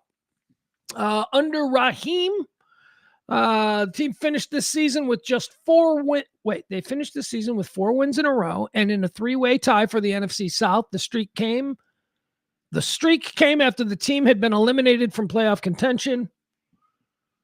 Morris had been the Falcons' interim head coach for the final 11 games in 2020 after Dan Quinn was fired, and he returned last year after having been the Rams' defensive coordinator. Brian Daboll. Well, we knew he was fired not on Black Monday, so we'll skip him. Titans, and I mentioned Callahan. Okay, Daboll, Callahan. So the ones today, I guess we got what? Raheem Morris. We got Raheem Morris, Stefanski, Carroll, and Gannon. All right. 6 jobs total. 6 jobs. The one job that we didn't mention was the Titans job, although we mentioned Callahan. It is being reported by Ian Rappaport that Matt Nagy, the Kansas City Chiefs offensive coordinator, is on his way to wherever the hell the Titans have their big meetings. Right now, I would suspect that Matt Nagy, the offensive coordinator of the Kansas City Chiefs, is going to be named the new head coach of the Tennessee Titans. And let me tell you something. Matt Nagy was my head coach for the Chicago Bears. The first chance that he got to be a head coach, we took him. He was Andy Reid's offensive coordinator. Boy, oh boy, did it look like the Chiefs had done something, right? So we went down there and we said, give me the best offensive coordinator, or at least we thought. And we took Matt Nagy and we made him a head coach. And we was head coach here for 4 years. 4 years? I don't know how many years it was. Whatever. He was our head coach here for a number of years. And in year 1, he took us to the playoffs, the magical 2018 season, the double doink season. We were eliminated from the playoffs in the first round by the Philadelphia Eagles after we double doinked a field goal to win it. We were about to win the game and we double doinked it. Matt Nagy was incredibly popular in this town. Matt Nagy was as popular as Ben Johnson is now, and Ben Johnson is the most popular thing in Chicago, followed very closely by Caleb Williams, but in Ben we trust. So Nagy was incredibly popular for about 2 years. He had the culture completely changed on this team. This team was fun. They were doing a thing in the locker room called Club Dub. They were winning games. And then it all fell apart. He couldn't sustain it. Something changed around year 3, maybe towards the end of year 2, where it started to look like, oh my God, maybe he doesn't have the head coaching thing down. Maybe he is too popular with the players. Maybe so he had to go. Then, of course, we made an even bigger mistake in hiring Matt Eberflus, but that's something my Dallas Cowboy fans are dealing with right now. Let's go back to Matt Nagy. Matt Nagy is not a shitty coach. Matt Nagy is not a terrible offensive mind. Matt Nagy is not someone who should be thrown on the dustbin of guys who got their chance to be head coach and should never get a chance again. Any more than we should do that with quarterbacks. Most recently, seeing the case of Geno Smith had a nice run, although let's be honest, not this year. Sam Darnold, Baker Mayfield. We give up on these quarterbacks that are highly drafted in their first year. When they don't win a Super Bowl after 2 seasons, we go, he's a bust. And I mean, we are seeing that is wrong. We are seeing, by the way, the way we do this with quarterbacks, we've only started doing that with quarterbacks in the social media era. The social media era is what has ratcheted up the pressure on these highly drafted first-round quarterbacks to perform immediately or suddenly face the ire of the Twitter mob. That's a new thing.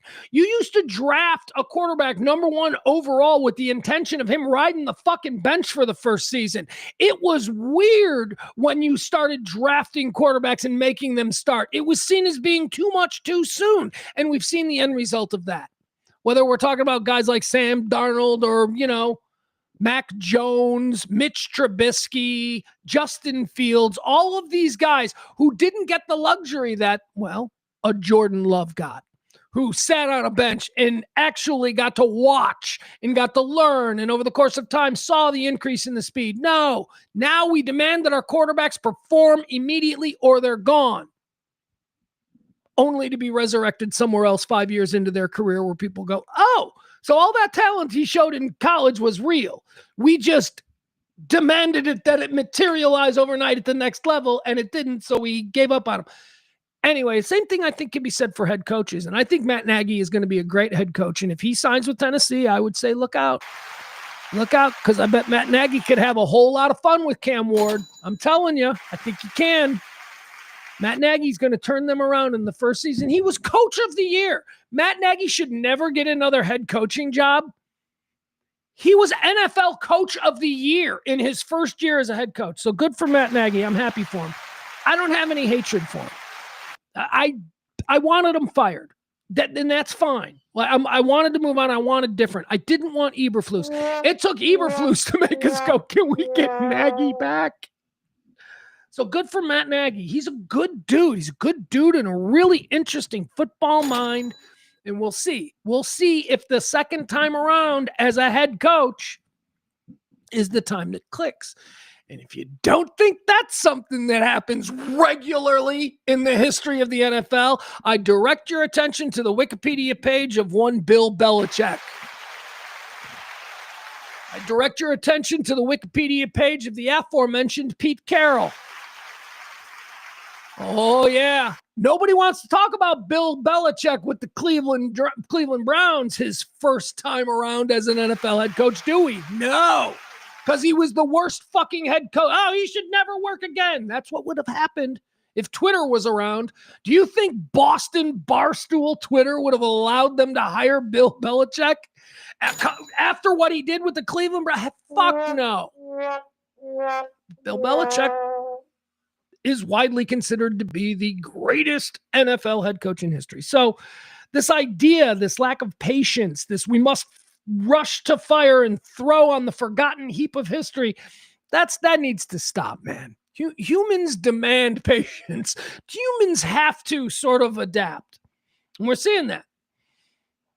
We're also seeing it with quarterbacks. Now that I'm just riffing on football, we're also seeing it with quarterbacks. I mean, we've seen quarterbacks pop immediately and then get all kinds of fucking pressure on them and then have serious regression in their second year. We saw it with C.J. Stroud, although C.J. Stroud regressed in his second year. C.J. Stroud's putting it back together. Why? Because he's maturing as a player, and it takes some time to become an effective NFL quarterback. Aaron Rodgers will tell you, if you remember back in the time, Aaron Rodgers hated being behind Brett Favre.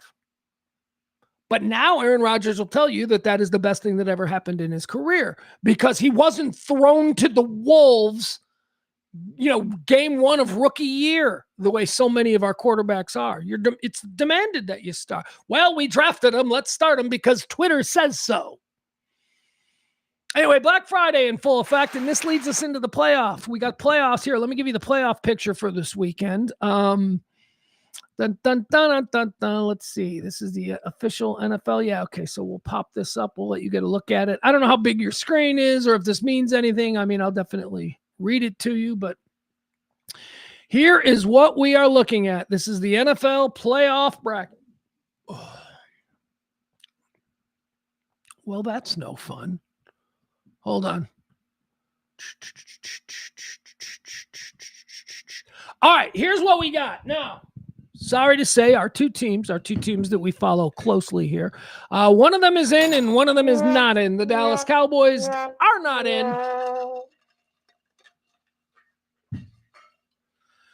The East was there for the taking. This is I don't know what's going on with the Cowboys. The East was there for the taking. That's all I can say. And I don't think it's shoddy. I think he's fine. You don't fire shoddy. Oh, please don't fire shoddy. Give this dude another year. Come on. Everybody's blaming Eberflus. I don't think that's fair either. Remember, I have some understanding of Eberflus, and I saw what Eberflus did in rebuilding the Chicago Bears defense. We were terrible. You know, I say this in defense of Eberflus all the time, who the Cowboys are talking about firing if they haven't fired him already. Chat room, tell me if they fired him like a couple hours ago, because they were talking about getting rid of Eberflus. And I'm saying, you act like really effective defensive coordinators grow on trees, and you're just going to be able to replace somebody who's better than Eberflus, who 3 years ago was considered one of the 3 best defensive coordinators in football. That's how he got the head coaching job in Chicago. Don't give up on Eberflus. This guy walked into a team. Twice now it's happened to him. When he took over the head coaching job of the Chicago Bears defense had All-Pro Eddie Jackson, All-Pro Roquan Smith, All-Pro and future Hall of Famer Khalil Mack, All-Pro, who was the other guy, the old end, who played in Miami and then in Dallas, but then had really good seasons with us. Anyway, Matt Eberflus inherited a defense when he took over the head coaching job of Chicago that was riddled with all pros and a couple future Hall of Famers. And by the time he held his first practice, they were all gone. So when people look at Matt Eberflus going into Dallas going, oh yeah, I got Michael Parsons, I can build around him. And then by the time the first game starts, Mike is gone. I told you all about Eberflus. Don't worry, give him time. I saw what he did with the Bears defense. He had a patchwork defense that by the end of the season was a top 5 defense. Give him time. And okay, so that didn't work out this time down there in Dallas. Maybe there were other problems that were going on, but I'm telling you, Matt Eberflus is an effective defensive coordinator. Give him some fucking time. You want to run him out because you're scapegoating people. I don't know what the problem with the Cowboys is. Where's CC been? CC's always got good Cowboy takes. I have no idea what the problem with the Cowboys is. That offense looks fucking deadly. That offense looks like it can hang 40 on anybody. And that defense should be better. Now, I understand a defense that is built and designed to be in the wake of a superstar like Micah Parsons is certainly going to have to adapt and change with the absence of Micah Parsons. But don't you plan for injuries? You know, don't you have? So I don't know what happened with Dallas. Let's see here.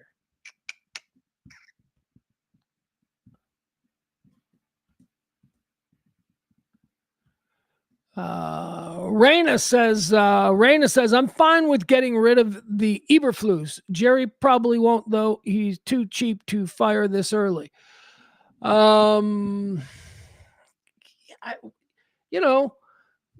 is like the people, this is you Dallas people. I do understand. I was going to say, I don't understand you. I do completely understand why you feel this way, and you're wrong. There's a whole bunch of you Dallas people that think Dak Prescott is the problem.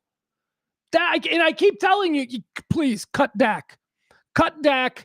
There will be lines of NFL general managers trying to get his attention. Go ahead, cut Dak. Watch him go somewhere else. Hey, you know what? Just look at Minnesota. Just look at Minnesota thinking that they could cut Darnold. No big deal. He'll never do anything. Darnold goes to the Seahawks. They're the number 1 seed in the NFC. Minnesota, not in the playoffs. So, people like, let's cut Dak. Like, fucking quarterbacks grow on trees. Well, that's what I'm telling you about Eberflus. Just a word to the wise, be wary. I mean, I don't give a fuck either way. But, Matt Eberflus is not terrible at being a defensive coordinator. We in Chicago marveled at the way he was able to take a fucking completely decimated and depleted through trade defense and turn them into a top 5 defense by the end of the season. It was incredible. They were balling out. It was the rise of Jalen Johnson. It was the rise of Tariq Stevenson. They were balling out under Eberflus. He got them to play. Now, he didn't know what he was doing on offense, and that's a problem. So that's why he went. But I'm just saying, be wary. I am not one of these people who, and I hope I proved that with Matt Nagy and now with Matt Eberflus. I am able to look at these people that we run out of town on a rail on my team, the Chicago Bears, and recognize that, yeah, we were a little hasty on some of that. So they're not nearly as bad. I mean, I fucking hated Nagy so much by the end of his time. Get him out of here. Had no idea we were going to go and get Eberflus, who was even worse as a head coach than Nagy was. Nagy was not a bad head coach, is my point. Eberflus was a terrible head coach, but Eberflus is not a terrible coordinator. That's all I'm saying. All right. That's all I'm saying. He'll get another job immediately. He could get the Cowboys snatched him up like that. Eberflus is going to get another coordinator job immediately, especially in some of these places where watch him go to Detroit. I could totally see him going to Detroit, getting back in the division. All right. Anyway, let's look at the playoff picture because here's what we got. This is what's happening here. We got games starting on Saturday night, right? Is that what it is? I think is that the first game? Hold on. We got the 10th. Yeah. Playoffs begin on January 10th. January 10th. We've got two teams that are the number one seeds. They'll be sitting out the first round. So we will not be hearing from the number one AFC seed Denver Broncos or the number one NFC seed Seattle Seahawks. They're going to take the week. This fucking cough. They're going to take the week off and, probably sun themselves for a few days in beautiful new Venezuela, America's 51st state. But we do have a game on Saturday. So games start on Saturday at 3:30. 3:30 is the first game on Saturday. That's going to be an NFC matchup between the number 5 Los Angeles Rams traveling to Carolina to take on the number 4 Carolina Panthers. That's crazy to me. 12-5 is the number 5 seed. 8-9, a sub 500 team, is ranked higher. There's something wrong here. LA's got to travel. LA won 12 fucking games. They got to travel to Carolina to play a team that just beat them like 2 weeks ago. That is an interesting note.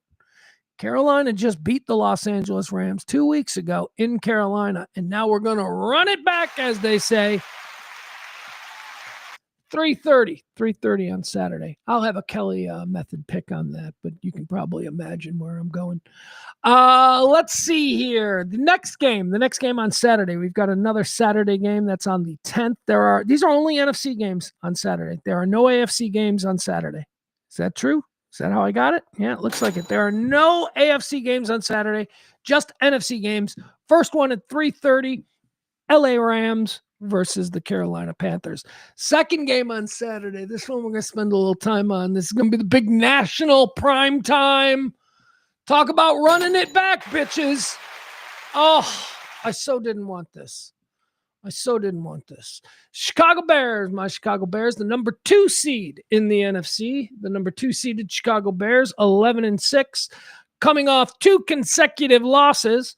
We lost to San Francisco in that shootout, and then we dumped a fucking big giant turd right there on 50-yard line of Soldier Field against the Detroit Lions yesterday.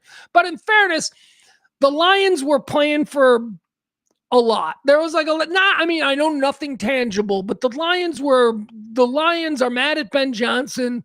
They all think that, the reason that they suck now is because he abandoned them. And, they hung 52 on the Bears in week 2. And that was very exciting. And they thought that they were going somewhere. And then their whole season collapsed. They're mad. They want to win. And quite frankly, there was no real impetus on the part of the Chicago Bears to win. Although Ben Johnson did say something funny because it was expected that we were going to sit a lot of people because we didn't need to win. We were basically assured the number 2. We were basically assured a first round playoff game, no matter what happened. So they're like, eh. So a lot of people were like, why don't you sit Caleb?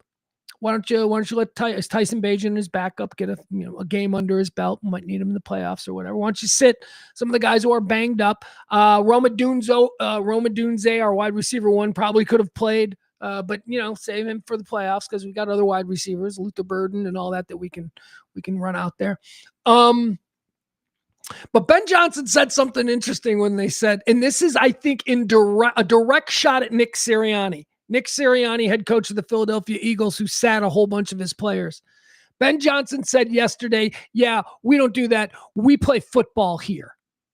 We don't rest players. We play football here. And I'm like, oh, that's pretty badass since Caleb escaped from the game unscathed. But hey, if that dude limped off the field, he probably wouldn't have said that shit. But so yeah, no, Bears didn't lay down. They didn't use backups. The Lions came into Soldier Field, a division rival with a chip on their shoulder about our head coach, and they were fired up and they were playing fast and they were playing mean. And the Chicago Bears were playing flat. The Chicago Bears were like, nah. I mean, you saw it. You said 0 points in the first half. And then they did that Chicago Bears thing that they do because this fucking offense is real. They did that thing where they go, oh, it's the fourth quarter and we're down 16 points. Okay, let's tie it with a minute left. And it was another one of those games. And every single one of us Chicago fans who were screaming at our TVs because they were so fucking lazy. It just seemed, by the way, Ben Johnson showed fucking nothing. That was another reason this game was such a hard watch. We have become accustomed to at least 3 plays in every Bears game out of Ben Johnson's fucking bag where we go, yeah, they didn't do anything. They ran like the most vanilla between the tackles Monangai. We're going to throw it to Colston Loveland, our tight end on the flat. He showed nothing. And I'm certain that was because they knew what was looming Saturday night at 7 o'clock p.m. That's going to be I think it's 8 o'clock, right? Is that 8 or 7? Is that these times central? I don't know what these times are. I think they're central. I think they're good. All right, so 7 o'clock. The Chicago Bears are going to take on their hated rivals, the Green Bay Packers. Now, we just played this game 2 weeks ago on national TV. Remember, bitter cold, Soldier Field, Caleb Williams, miracle comeback, go home Packers, fuck you, haha. Because the earlier game in the season ended the exact same way with Caleb Williams being picked off in the end zone and trying to win it. Caleb gets picked off. So that was the first meeting between the Bears and the Packers. Then 2 weeks later, they played again, and we all saw it on Saturday night. That was just 2 weeks ago, where Caleb emerged and Iceman and all that stuff. Amazing game, super fun. So here we go. Saturday night, we're going to do it again. And I can tell you as a Chicago Bear fan who have been, I've been gymmed up by this rivalry my entire life. I fucking hate the Green Bay Packers with every ounce of my bone. There is no team, no other team that I hate more than the Green Bay Packers. And I will tell you as a Bear fan, and I think I'm the only one that is saying this. My son can't believe I'm saying this. I'm the only one who is saying this. I don't want to play the fucking Packers. I don't want to play them a third time. I don't. Call me scared, call me whatever. I've been here before.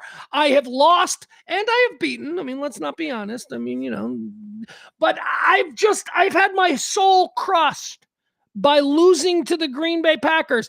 And I don't think this is a Super Bowl team. Have you seen the Chicago Bears defense? Venezuela had a better defense than the Chicago Bears. The Chicago Bears defense is not a Super Bowl defense. They are broken. Jalen Johnson and Kyler Gordon, who are, and Tyreek Stevenson, I'll call all three. They are 3 of the best. Kyler's the nickel. Kyler's the best nickel corner in football. Kyler Spider-Man Gordon is the best nickel corner in football, and he hasn't played in forever. And I don't know if he's ever coming back. Shark attack? What happened to Kyler Gordon? Where is he? But then on the corners, our shutdown guys are also 2 of the best shutdown guys in the league. Tyreek Stevenson, who has just come on this year or earlier this year at the end of last year, and Jalen Johnson. Nobody's going to argue about Jalen Johnson. Jalen Johnson is shut down. Moves around, whoever your best fucking wide receiver is, Jalen's going to be on him. Jalen can't walk, okay? Jalen blew out his knee, another shark attack. Jalen was the victim of a shark attack in week 1, and he was out for the season. Jalen Johnson was done for the season. And then all of a sudden the Bears start fucking getting good. And we start hearing these rumors. Oh, Jalen's coming back. Jalen's coming back. And we were all very excited when Jalen came back. We're like, yay, JJ. So we call him JJ. Yay, JJ. He sucks. He's not back. He's hurt. This is not. So our defense is garbage. Our defense is garbage.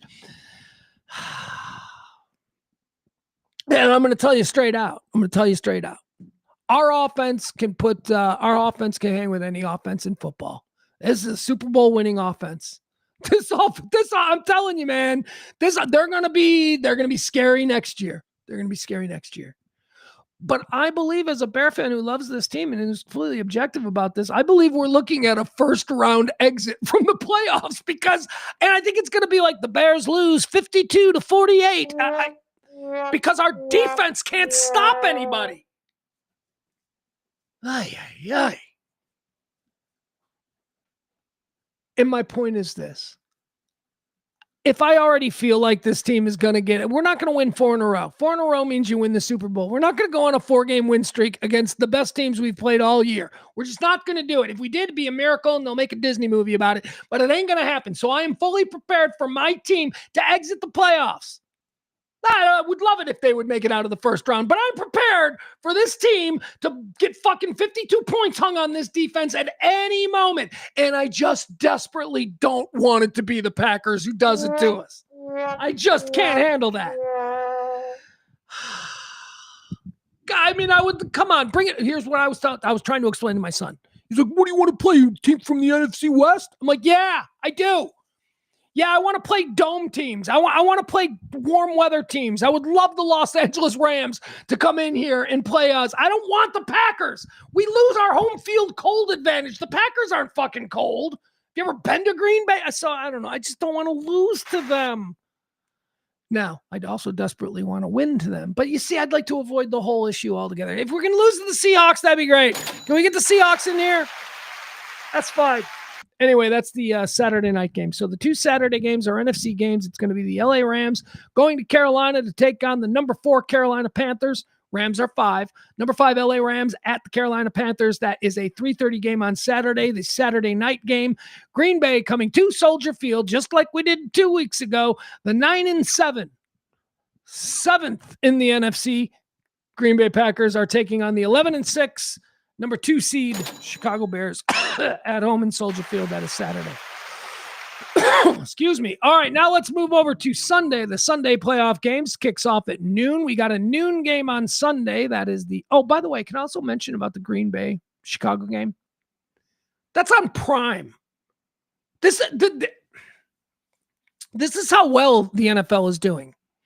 The NFL used to make sure that the biggest games, meaning postseason and playoffs and Christmas Day, or not Christmas Day because they didn't do that traditionally, but Thanksgiving Day, Thanksgiving games and playoff games certainly, and the Super Bowl most assuredly, were always games that were free of charge to everybody on America. If you just had a TV and you plugged it into the wall, you could click, click, click with a 1970s TV and you can get those games. The NFL ain't doing that anymore.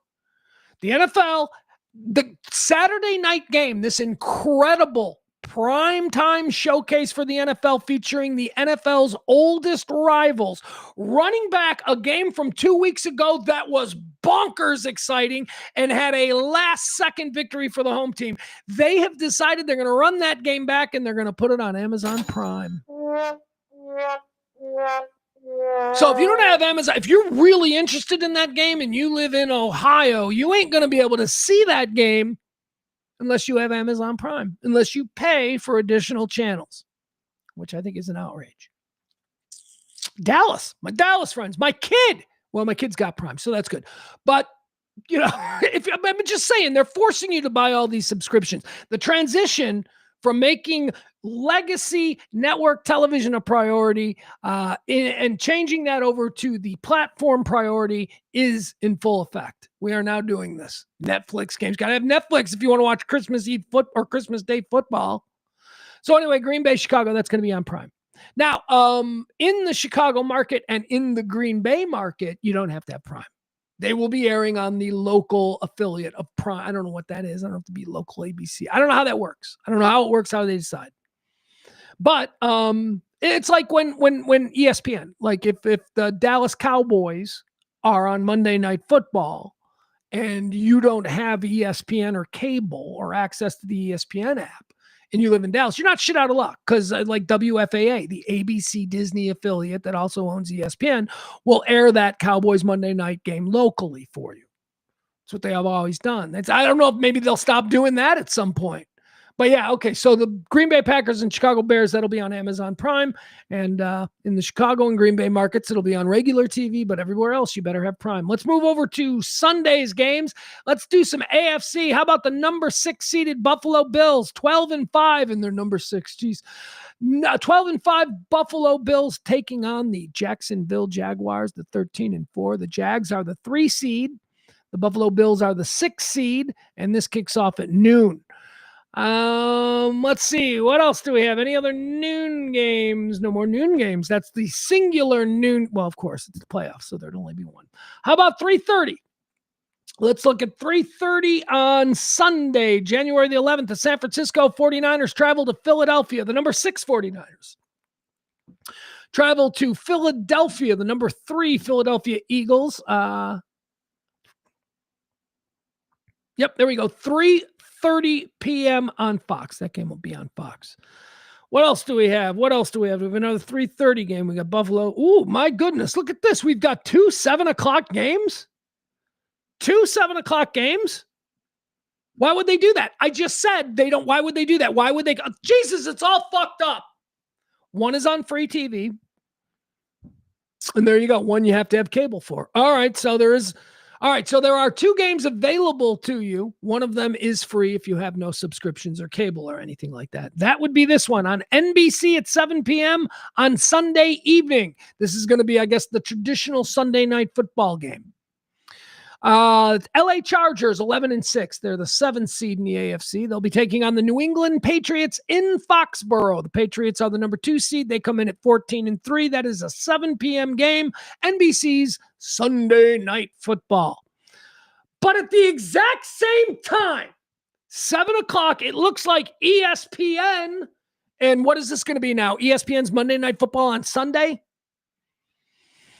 Because you can't have short weeks during the playoffs. That's unfair. Is that what's going on? So they're just moving Monday night. Wow, this is so crazy. Houston, the number 5, Houston Texans, 12-5 on the season. Boy, they turned it around, huh? I thought Houston was dead.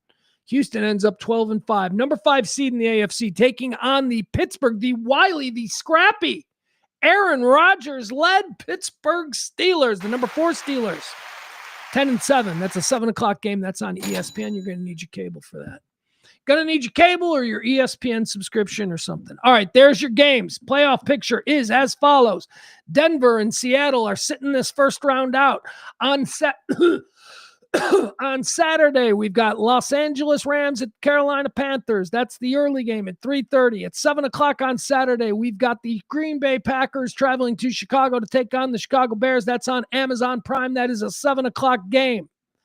Let's move over to Sunday. The first game at noon, Buffalo at Jacksonville. The second game, do we have a 3? Yeah, San Francisco at Philadelphia is the second game on Sunday. Then we got the 2 nighttime games. We've got the Chargers and the Patriots. Chargers at Patriots at 7 on NBC. And then over on ESPN at the very same time on Sunday night, 7:00, Houston traveling to Pittsburgh. All right, there you go. Hold on. Let me, I'm not going to tell you who I got winning, blah, blah, blah, but let me quickly look at this and give you my Super Bowl champions. All right, here we go.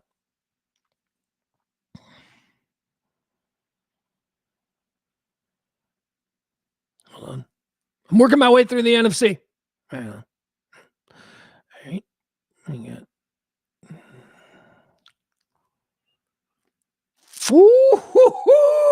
Yeah, I'm doing it. All right, I just did it. All right, I got my NFC Super Bowl participant. I'm not going to do my picks because we'll do that with the Kelly method, but I may as well just look at this, eyeball it, and think who I'm going to go based on how the brackets lay out. All right, here we go.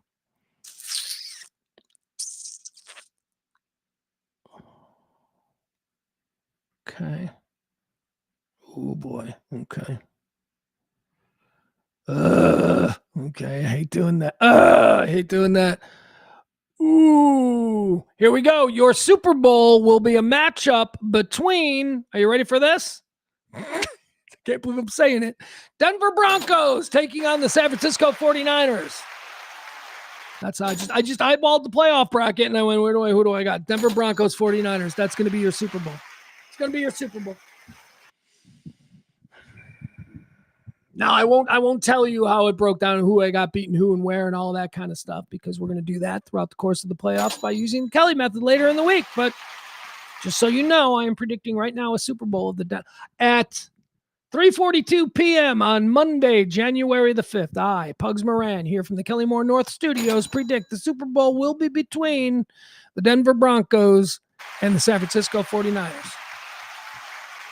All right, I got nothing else. We're done. All right, we went through that. Adam says that Steelers-Texans game is on Monday. Is it? Is it on Monday? Hold on. Didn't I say that? Steelers. Oh, did I just say Sunday? Yeah, it's January 12th. January 12th. There you go. You're right, bud. I'm sorry. It is a Monday game. It is. So my whole consternation about having two games opposite each other, that was just bullshit. Thank you for fact checking me. I see that now. So it is. So they are okay with, I guess, short weeks. I would think that at some point in the playoffs, even though some teams play on Saturdays and somebody's going to get Saturdays and Sundays. I don't know. Whatever. Just like it to be fair. Just everybody get the same amount of time off. But that doesn't always work out that way because the money doesn't add up that way.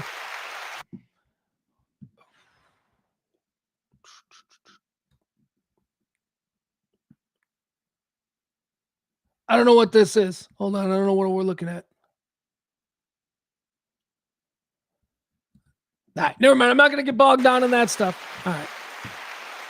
All right. Is there anything else? Sorry, we did the Black Monday stuff. Anything else that we need to get to? We have given you a wang dang dilly of a show. One more time, I would like to thank our executive producer of today's show, somebody who reached down into that pocket and helped the show with a donation. That would be Mikey D. Thank you so much for making this show pop.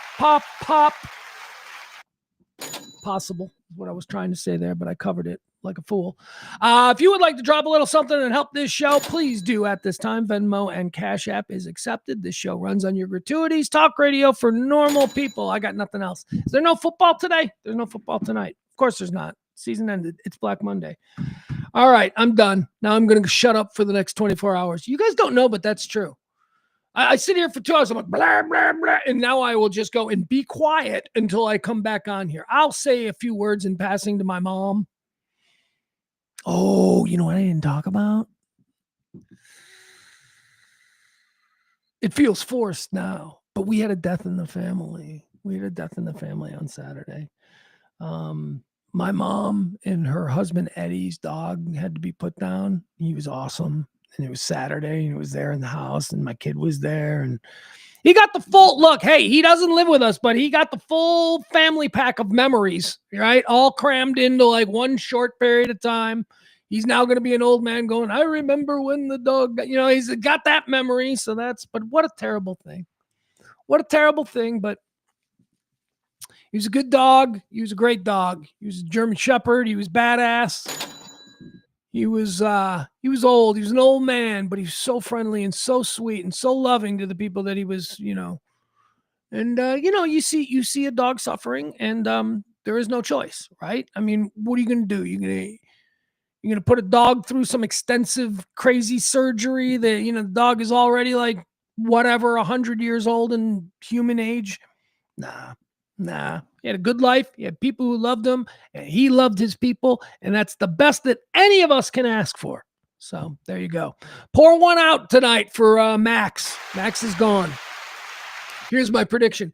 My mom, well, that's it. Never having another dog. We're never getting another dog. And I'm like, in the back of my head, I'm going, they'll have a new dog by St. Patrick's Day. They'll take some time off. It doesn't need to be, my mom, she's not a big lady. She's a very small lady, very slight lady. And this was a 100-pound German Shepherd. And I can understand, you're not wanting another 100-pound German Shepherd. But these, I look at these people. I've always had dogs myself. But I look at these people. I'm like, these are dog people. These people need a dog. They'll get a baby. Get a golden retriever, man. And just call it Call it a career as dog owners. You know why you should always, especially, because your parents always do this shit. They'll do this shit. You'll be like, I'm not going to be alive for another dog. Okay, one, don't be throwing the death thing. We're not even considering that, okay? We'll deal with that bridge when it happens. But you're not dying. You're fine. And that's why I tell you, get a golden retriever. Get a golden retriever. You want to know why? If you're an old person and an old person needs a dog, get a golden retriever. I'll tell you why. They're your best friends. They are the best dogs on the planet.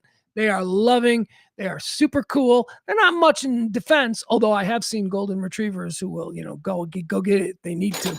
But here's the other thing with golden retrievers. Let's just say you don't outlast the dog. Let's say that you people with the there will be a line of people looking to take your adult golden retriever. Golden retriever adults are like the best dog. They're like the easiest dog in the world to place because everybody wants a golden retriever. One, you know what they never have at those dog pounds when you go to adopt? And I know you're supposed to adopt, but this is a specific set of circumstances. You know why they never have golden retrievers there? Because everybody wants golden retrievers. Everybody. Kidding me? Scouring Facebook Marketplace looking for like 95-year-olds who died with a 5-year-old golden retriever. I'll take it. Everybody wants a golden retriever. They're like the most awesome dogs on the planet. They're like, when God made dogs, right? And God spelled backwards is dog, that whole thing. Golden retrievers were the first ones. It's the first ones he made. He put everything into it. When he thought, he was like, man, I got this idea. For man's best friend. I've been working on it. I've been in the lab. I mean, it is a gold standard idea. Here it is. Dog number 1. It's golden. It's the best idea. What else does it do? Well, if you throw shit, it'll bring it back to you. So it retrieves. Golden retriever. And then God put that down there. I mean, first they were wolves, but they became golden retrievers. He knew it was a plan. He knew they were going to. So God puts the golden retrievers down there. Then he just, then people were like, these are cool. You need to make more. And he just started fucking whipping out dogs, right?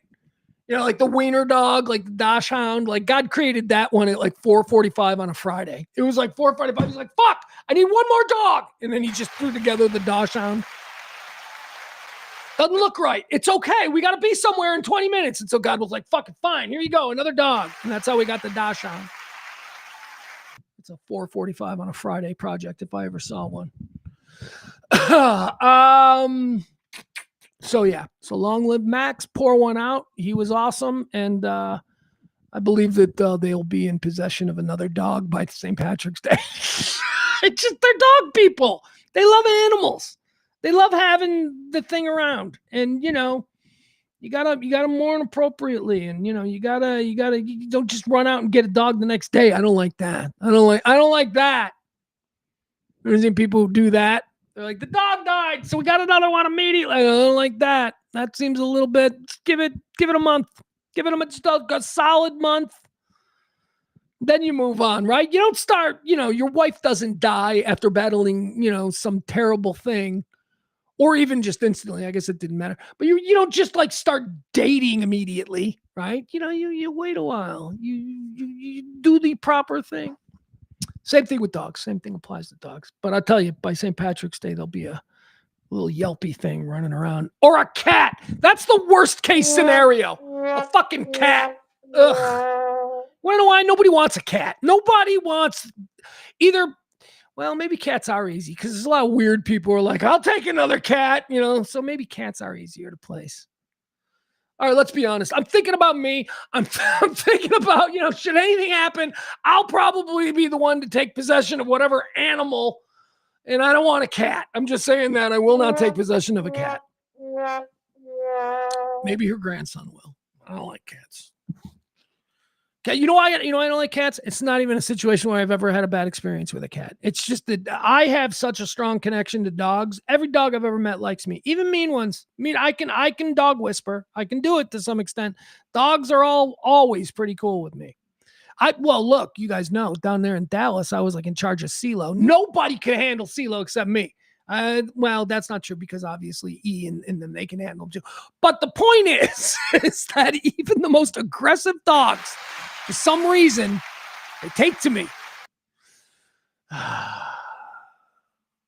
All right, I got nothing else. I love you guys. You guys are the best. Adam, of course, nothing is more on brand than Adam in the chat room declaring cats are awesome. There he goes. Hey, to each your own, right? If you like cats, that's fine. I find cats to be aloof. I find cats to be standoffish. I find cats to be victims of their size. What do I mean by that? Cats are mean, right? We've heard this many times. If a cat wasn't the size, if a house cat wasn't the size of a house cat, but if your house cat was actually the size of a fucking tiger, you wouldn't love it. That thing's predatory. That thing's aggressive. Those things are mean. The only reason we can put up with it is because house cats are the size of things that we can just snap their neck if we have to and be done with it. But if it was the size of a lynx or a bobcat, the minute a cat gets above 50 pounds, it becomes an outside problem for the community. Cats are mean. Cats don't want to love on you. You know when cats want to love on you? When they want their back scratched. It's always about them. You could take a dog from a dead sleep halfway across the room. The dog doesn't want anything to do with you. He's dead asleep. And if you go, that dog will be like, all right, what's going on? All right, I'll wake up from a dead fucking sleep if it means I get to come and love on you. That's what a dog does. You ever seen a cat do that? No. Everything's on the cat's schedule. Everything. If the cat wants its back rubbed, the cat will come. The cat doesn't even need you. The cat will use fucking furniture.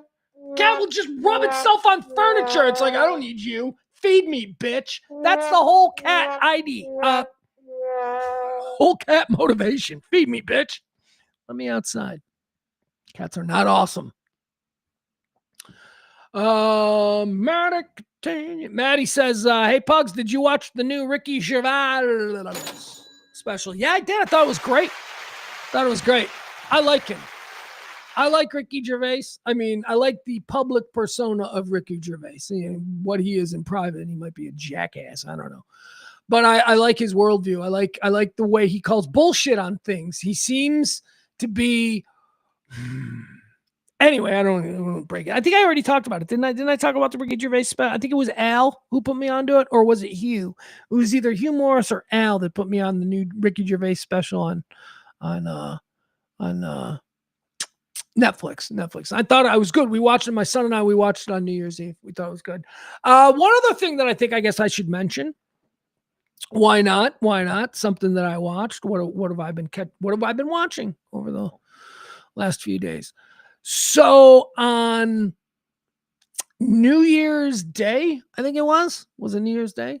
Now I didn't see it until over the weekend, but I think it was on New Year's Day. CNN put up their new bio. Every New Year's Day, CNN does some big 2-hour documentary film that they fund about some pop culture icon or cultural person or whatever it is. You know, I've seen them do, like, they did one on the band Chicago that was really good. They did one on Princess Diana a couple years ago. Then there was another one on Luther Vandross that maybe you remember. Anyway, this year, the one they did, CNN film, was I'm Chevy Chase and You're Not. Is that it? Is that what it's called? I think it is. I'm Chevy Chase and You're Not. Whatever. It's the Chevy Chase story. It tries to explain and break down Chevy Chase.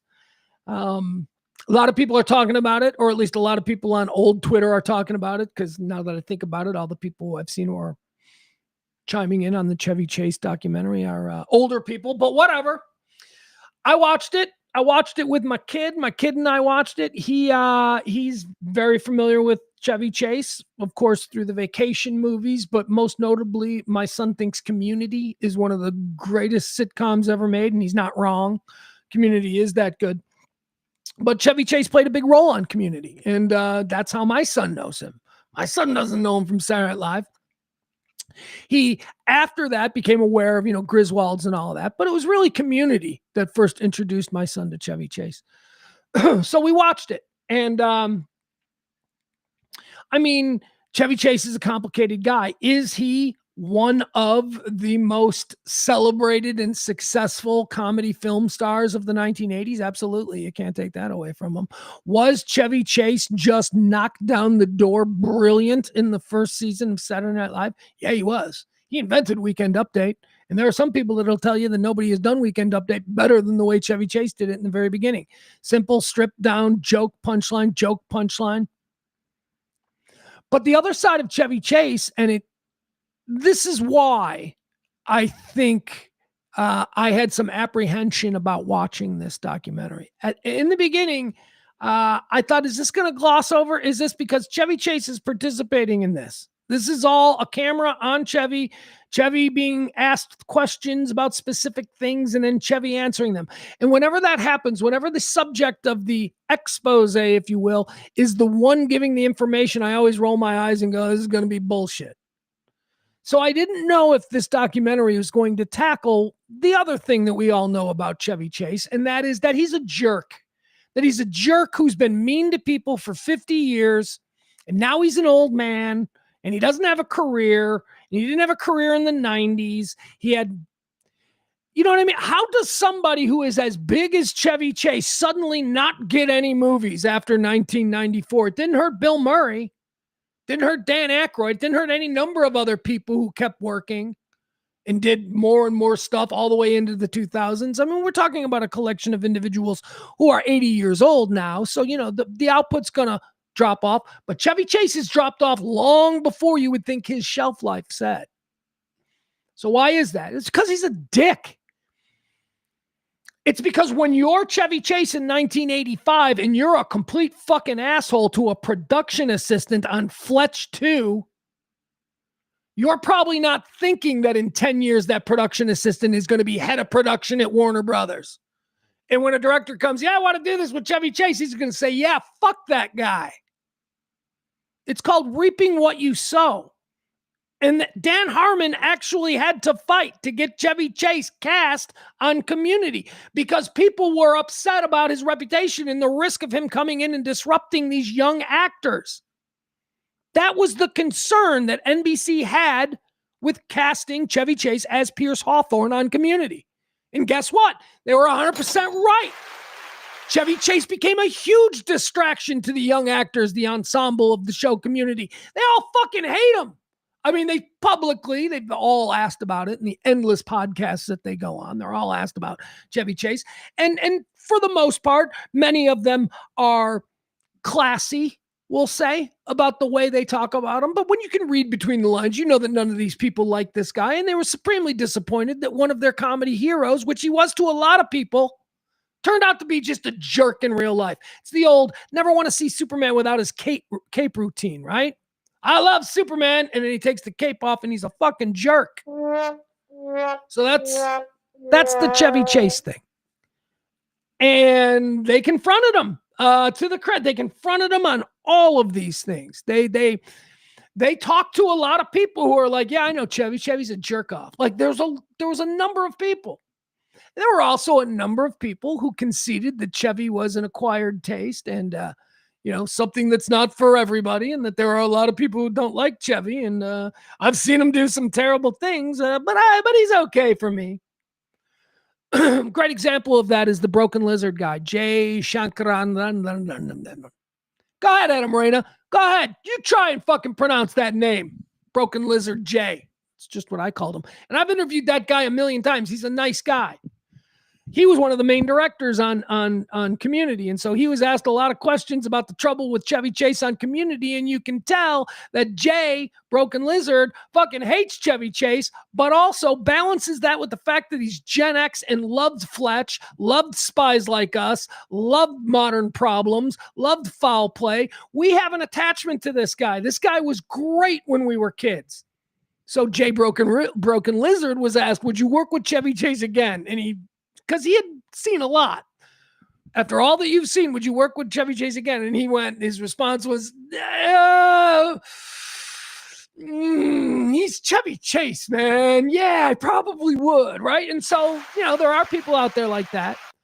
But even that is so telling in the documentary that the people who are like, he's brilliant, he's great, I love him, he's so funny, they're also like, but he's a jerk off and you can't trust him. And so there's a lot of that. It's very interesting. If you're interested in that kind of thing, I'm Chevy Chase and you're not. CNN Films documentary. It's a 2-hour documentary. I will say this, though. There are people who just say, oh, he's totally misunderstood. He's, people just don't know Chevy. Chevy is different. Chevy, people know him. People who are in his inner circle. They'll tell you, and then people are like, no, he's really lovely and he's great. I mean, he does say whatever he wants to people, and sometimes they take that. Like, these are the excuses that are being given for him.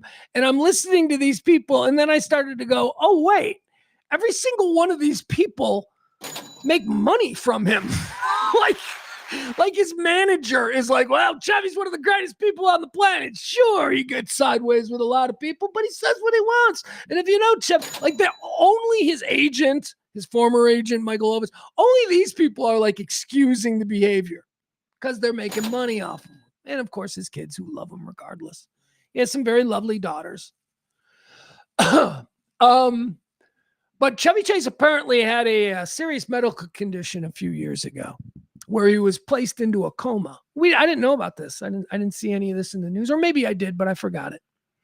Chevy Chase came out of the coma with apparently no memory of anything.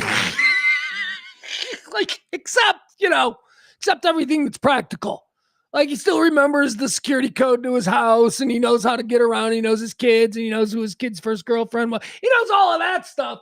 But the stuff that he just has no memory of is the shit where he's being a dick to people for 60 years. All of that stuff, when he's confronted with it, and then he's like, I was in a coma, I don't remember, I'm sorry if I did that. He's a scared, frightened old man. That's what he is. He is a scared, frightened old man who is realizing that he lived his life like an asshole, that he treated his fellow man not like a cool guy, not kindly, not thoughtful, not with consideration, that he treated everybody like they were below him because he was a star. And now, as a scared, frightened, broken down old man, he is finding that fucking whatever came home to roost. And it's all sort of wrapped up in what happened at the Saturday Night Live 50th anniversary from just last year. If you remember the Saturday Night Live 50th anniversary, just a couple of years, great show, but Chevy Chase was kind of absent from it. Whereas all of the other people from the first cast, all of the Bill Murrays and the Lorraine Newmans, even Garrett Morris, all of the people who were alive, they were given their moment. They were given their place. And Chevy Chase apparently was supposed to be in 2 sketches. And then the day of the show, that got knocked down to 1 sketch. And then right around the time that the show was kicking off, they eliminated that second sketch too. So he didn't appear. He didn't have anything to do. I guess he was on stage. He was on stage at the very end, and he moved his way to the front. But that was it. He didn't get to do a bit. Bill Murray got to do a Weekend Update bit, right? Chevy Chase invented Weekend Update. Why didn't Chevy Chase do Weekend Update? Chevy Chase is also the first person to ever say, live from New York, it's Saturday night. But for some ungodly fucking reason, Lorne Michaels decided for the 50th anniversary show to let Sabrina Carpenter say it. Sabrina fucking Carpenter? You dumb old man. She has not solidified her place. That's not like having Madonna do it. It's not like having Beyonce or Taylor Swift do it. It's Sabrina Carpenter. She might be totally forgotten in 3 years. It's a period of time where Kellis was all anyone was talking about. Where the fuck is Kellis? So, that's a mistake. They could have done that. I think that would have been the way to solve this whole thing. Let Chevy Chase, the first person who ever said live from New York at Saturday night, let him do that for the anniversary special, but they didn't think to do it. Now, Chevy Chase apparently has been holding a grudge now for a year about this. We talked about it last week. He doesn't like that he was, somebody made a big mistake, he says. He even called Lorne Michaels complaining about it. And then he apologized because obviously he's still afraid of Lorne Michaels. Those things don't change. But here's the thing. When you're a jerk for 60 years to everybody, and it's not just like, a jerk to, bosses or other cast members or people who are theoretically your equal in the art. No. When you're a jerk to the lighting guy, when you're a jerk to the assistants, when you're a jerk to the pages, the same thing that tanked his career. He was a jerk to all the underlings while he was a big star in the 80s, and all those underlings didn't leave the business because Chevy chased them out. No, they stayed, and they started running studios, and none of them wanted to work with Chevy. And the ones that didn't have firsthand knowledge of what an asshole he was would call around and ask people, hey, I'm thinking about casting Chevy for this, and they'd go, he's an asshole. And it sort of all came together at Saturday Night Live. Saturday Night Live, the 50th anniversary special, he was cut from the 2 sketches. He was almost completely absent from the screen, except for at the very end where he made his way to the front. But Lorne Michaels says that he was told by somebody that Chevy was not prepared. Chevy was not ready. Now, why is this important? Because this plays into the other thing that Chevy is using to absolve himself of any responsibility for assholery. Chevy is saying, I don't remember doing any of that. People can just make stuff up about things that I did because coma can't remember. I don't. Hey, do you remember your daughter's 5th birthday party? I do. We went to Knott's Berry Farm, and that was where we saw David Bowie, right? He was there, and then he was a big fan, it turned out, of the first vacation. You can remember all that, but he can't remember, being an asshole to, every little person who crossed his path. So, whatever. But Lorne Michaels used the exact same excuse as to why he didn't cast Chevy. Lorne said, well, I was told that medically speaking, he wasn't all there. Boom! So there it is. That's full circle. Here you go, Chevy. Keep using the excuse to absolve yourself of any responsibility for the well-documented way you have treated people over the years. Keep using that excuse, and Lorne Michaels will keep using it as an excuse as to why he couldn't trust you on stage on live TV. Now that's karma. The whole thing with Chevy Chase is karma. And again, I say all this stuff. I'm speaking about Chevy Chase, the human being. I'm not talking about him, the artist. I'm not talking about he's so funny. He is so funny. He is. Caddyshack is great. Fletch is great. Modern Problems is great. He's routinely the funniest damn thing in everything that he does. He's funny. The vacation movies, he's Clark fucking Griswold, man. He might be an asshole in real life, but in Fantasyland, he is Clark Griswold, and that means something to me. But what comes around goes around. So remember, folks, no matter how high in the saddle you think you're riding these days, be sure and be cool to people, because that shit does come around. And in Chevy Chase's case, it's why he stopped having a career somewhere in the mid-90s.